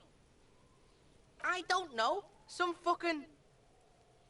Mesk or I don't know. Some other place. Night City. Kuno was in fucking Night City. There is no Night City anywhere. That sounds like the name of a city in some pulp science fiction novel. Kuno gives this info out on a need-to-know basis, and you don't need to know. Kuno didn't smoke the gimp, if that's what you meant. Thanks, Kuno. That's one name you can now cross off the list.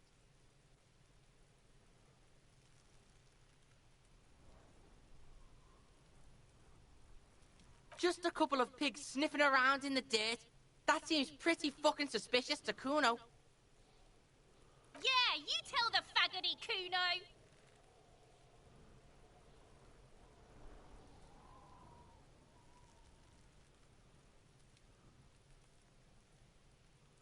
Fuck are you talking about? What is this contusion shit? He says you're stupid, Kuno. They want to make you stupid again. Oh, did Kuno make your shit sniffing harder? Obstruction of shit sniffing? This is Kuno's kingdom. Kuno fucking rules here. You hear the lieutenant hum. You're testing Kuno's patience here. Get lost,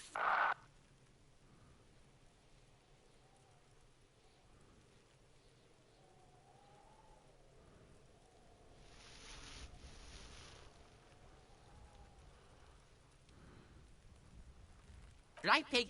This is where Kuno plays with his little wooden choo-choo. Fuck do you want with it? Look at that fucking shit. You're trying to get Kuno killed. Fuck does Kuno know? Kuno's not a fucking acrobat. The lieutenant takes a quick note in his notebook. It's a trap, Kuno. Don't climb it, Kuno. Dunno.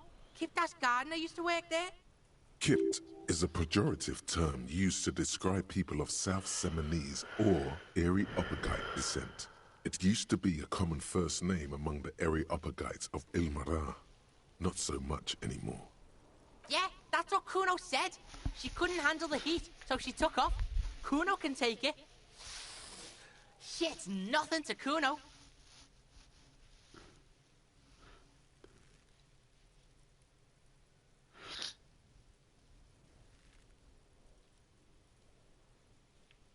Look, Kuno doesn't explain shit. Kuno just says shit.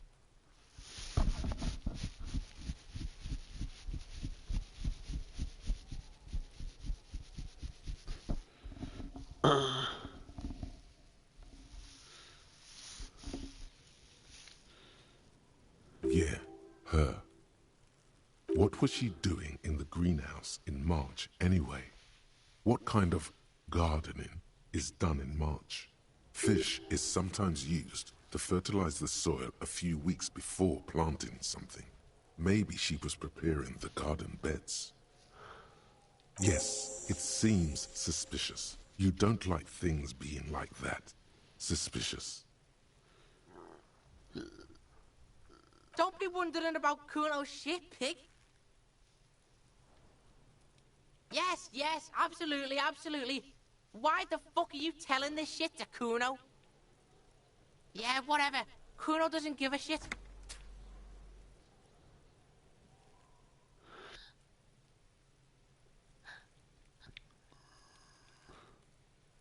Kuno doesn't fucking care.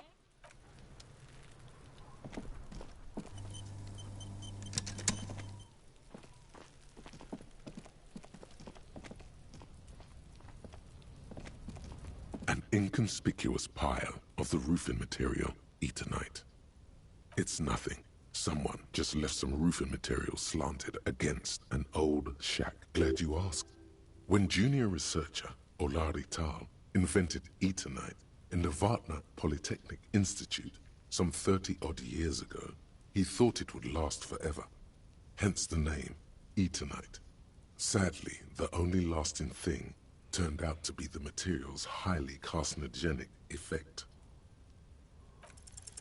Because it's nice and orderly, well-laid palettes, easy on the eyes, rhythmic pattern, calms your mind. Mammals like this stuff.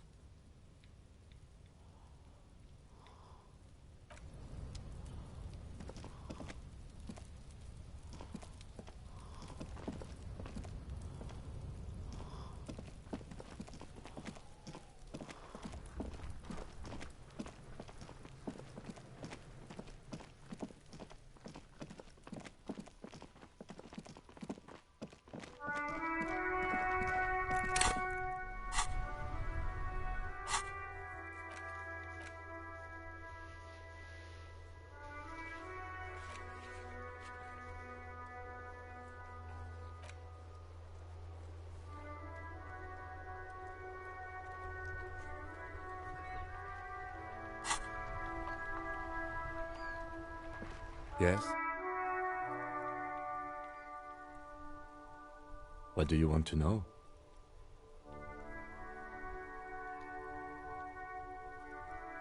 Good.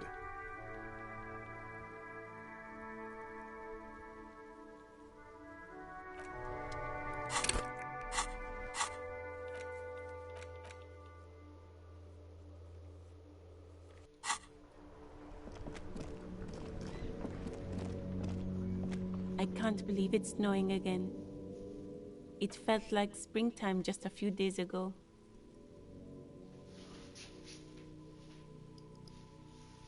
Well, this might be the last snow we get.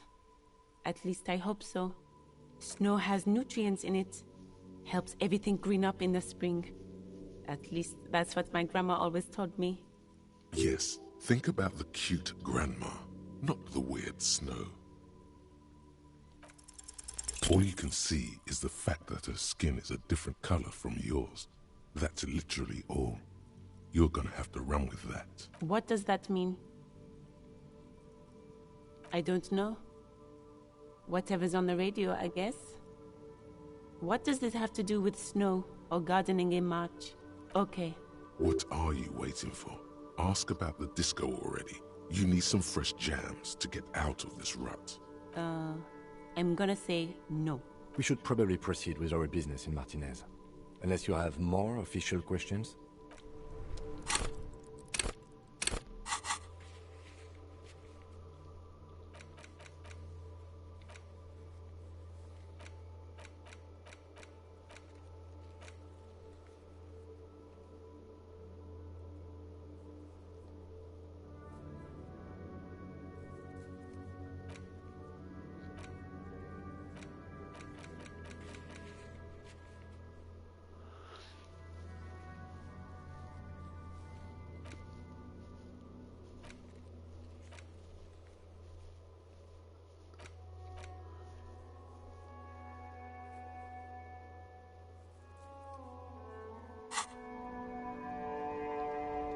Yes? Me? I don't see how my life is pertinent to the investigation.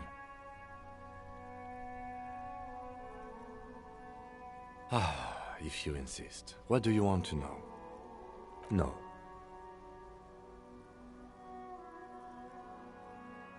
The lieutenant nods. What do you mean? I have no idea what you're talking about. The lieutenant's conceptualization skills must be rather rudimentary. What? Think? I do most of my work inside my notebook. The lieutenant produces his familiar mnemotechnique A6 and idly thumbs through a few pages. We all have our different mediums. His is written.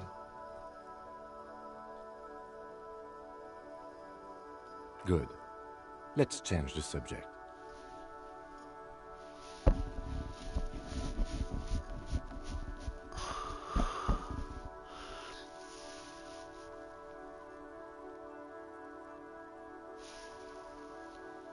By touch.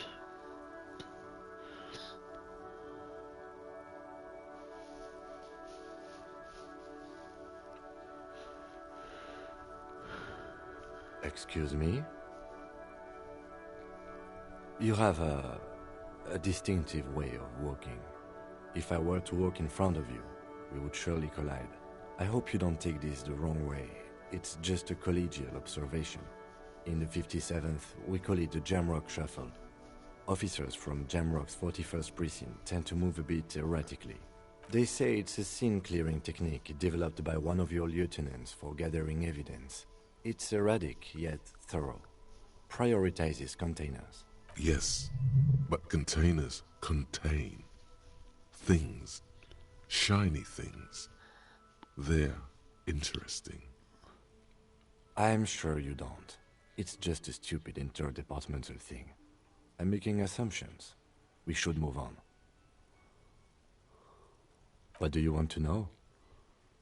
I'm afraid you and I are pawns in a pissing competition. You don't know? I assumed you were in on it.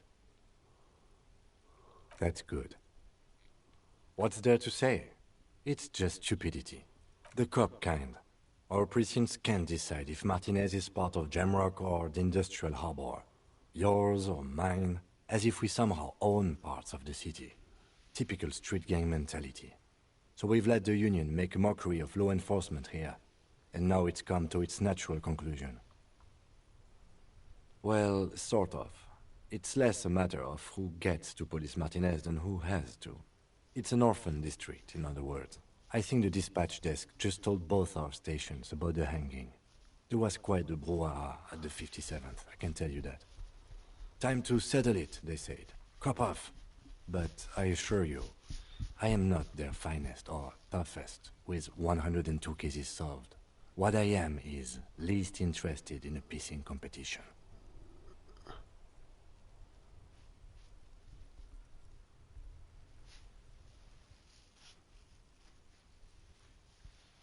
So, you volunteered to represent the 57th, but not out of competitiveness. And somewhere in your mind hangs a dark green blackboard. There are two columns. One says, cases solved. The other, confirmed kills.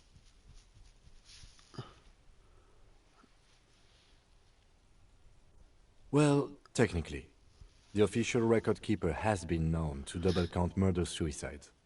A common accounting gimmick used to inflate precinct stats. I'm good enough for this case.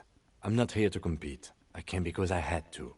My fellow officers, the sergeants in particular, would have made this scene into a circus.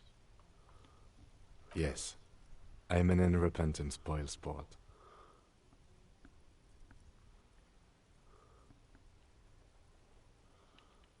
Martinez? Nothing. It's just a puddle at the end of some drain pipe. No one cares about this place. They care about sports. Most of our colleagues don't even know how to get here. North of the interchange doesn't exist.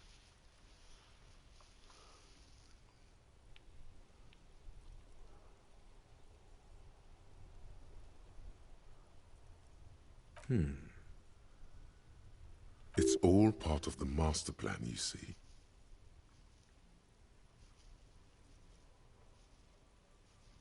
Okay. Style me. It's impossible to tell whether he's serious or joking. In the new, 20 years ago, It's what a modern cup looked like then. Was there anything else you wanted to ask about the competition? If not, we should move. The rows are endless. Jean Vicmer, Judith Minot, a special consultant, what was his name?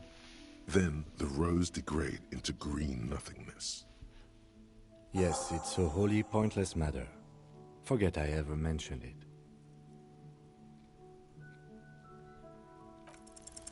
Look at you. It's because you're a failure.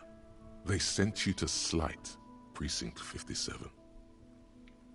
Just think about it for a second. You're a raging alcoholic who showed up 3 days late wearing piss-stained disco garb. You weren't sent here to win. I've considered it. It would be immensely ugly of them, not to mention unprofessional, but I also think it's somewhat unlikely. I checked the records. This jurisdiction dispute, who polices Martinez, reaches back to the 30s. It's as old as my station. And all this time we can't decide who gets Martinez? I think, yes, both stations would prefer a win.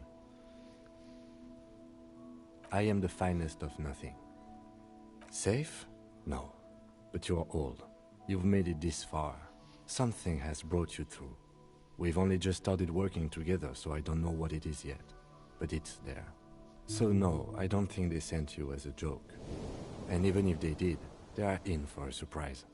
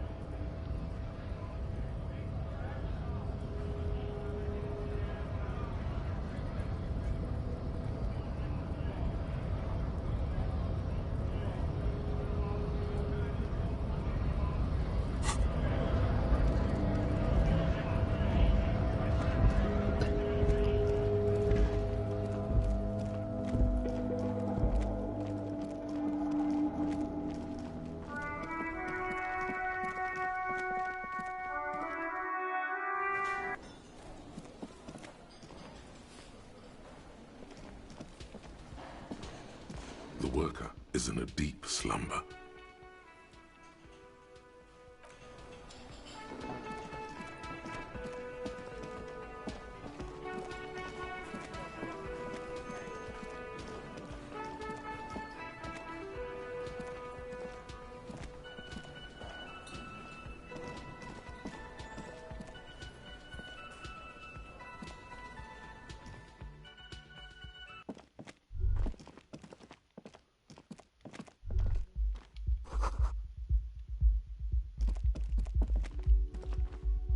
The door is closed. There is no answer. You hear the shower being turned on, somewhere inside. This door can only be opened with a key or from the inside.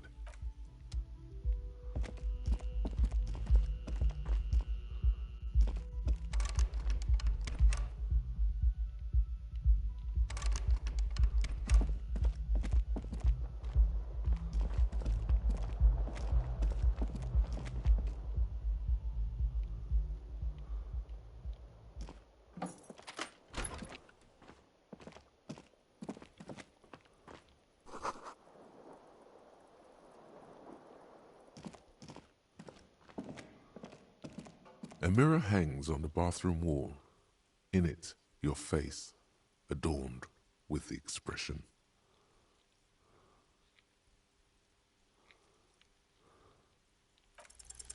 It belongs in the new, the third decade of the current century. Enough time had passed from the failure of the revolution that, for a fleeting moment, free market economy seemed like the ultimate, uncontested way of life for our species. Things were good. It was smooth sailing. People made gold and champagne-tinted interiors and facades to suit the times, calling this the new style. But more importantly, disco happened. Forget about ostentatious orchestrations. For Revachol, your city, that meant only one thing. Guillaume le Million. If it doesn't rhyme, you're not pronouncing it right. Out of the dazzling swirl of disco music, in an open-air boîte de nuit, somewhere in Revachol West, Guillaume's blonde mane appeared on the screen. He sang some bullshit. Then he made the expression. Everyone loved it. Maybe you thought some of the stardust would rub off on you. Maybe it did. Either way, it's all gone now. Only the grimace remains.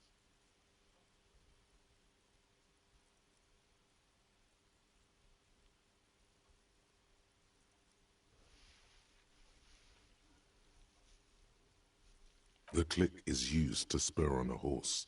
It also features heavily in Guillaume le Million's regional mega hit, Don't Worry, Your Pretty Little Head. Sometimes you like to add finger pistols to the mix, because, unlike Guillaume le Million, you are a police officer.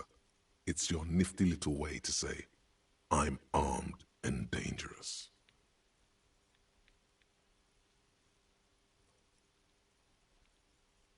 There is a vast ocean of time between right now and the expression, looking good on you, or anyone.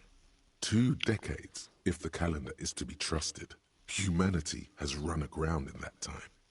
It's a different world now. The expression is a relic.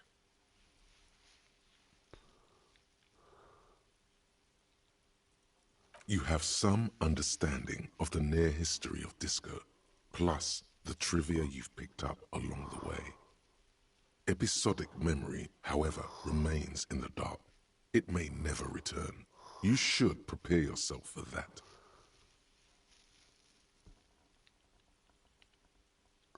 Not really. OO must have just stirred your mind. They're more like a disco rock band anyway.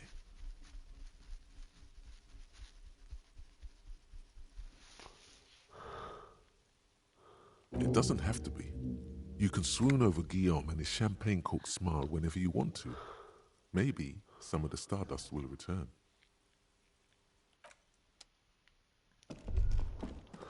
Kim also tries not to look at the pile of taped viscera on the carpet, or the weird suitcase on the hat rack, or the potted plant dying in the corner. But it's all just too morbid to ignore. The man is finding it hard not to trip on the tape, and not to send any of the bottles rolling across the floor, where unidentifiable sludge makes it hard for him to breathe. Smells of vomit in here. No problem, officer.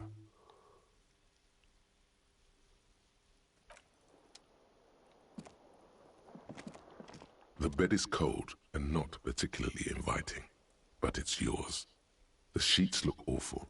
The option to go to sleep becomes available every night after 9 p.m.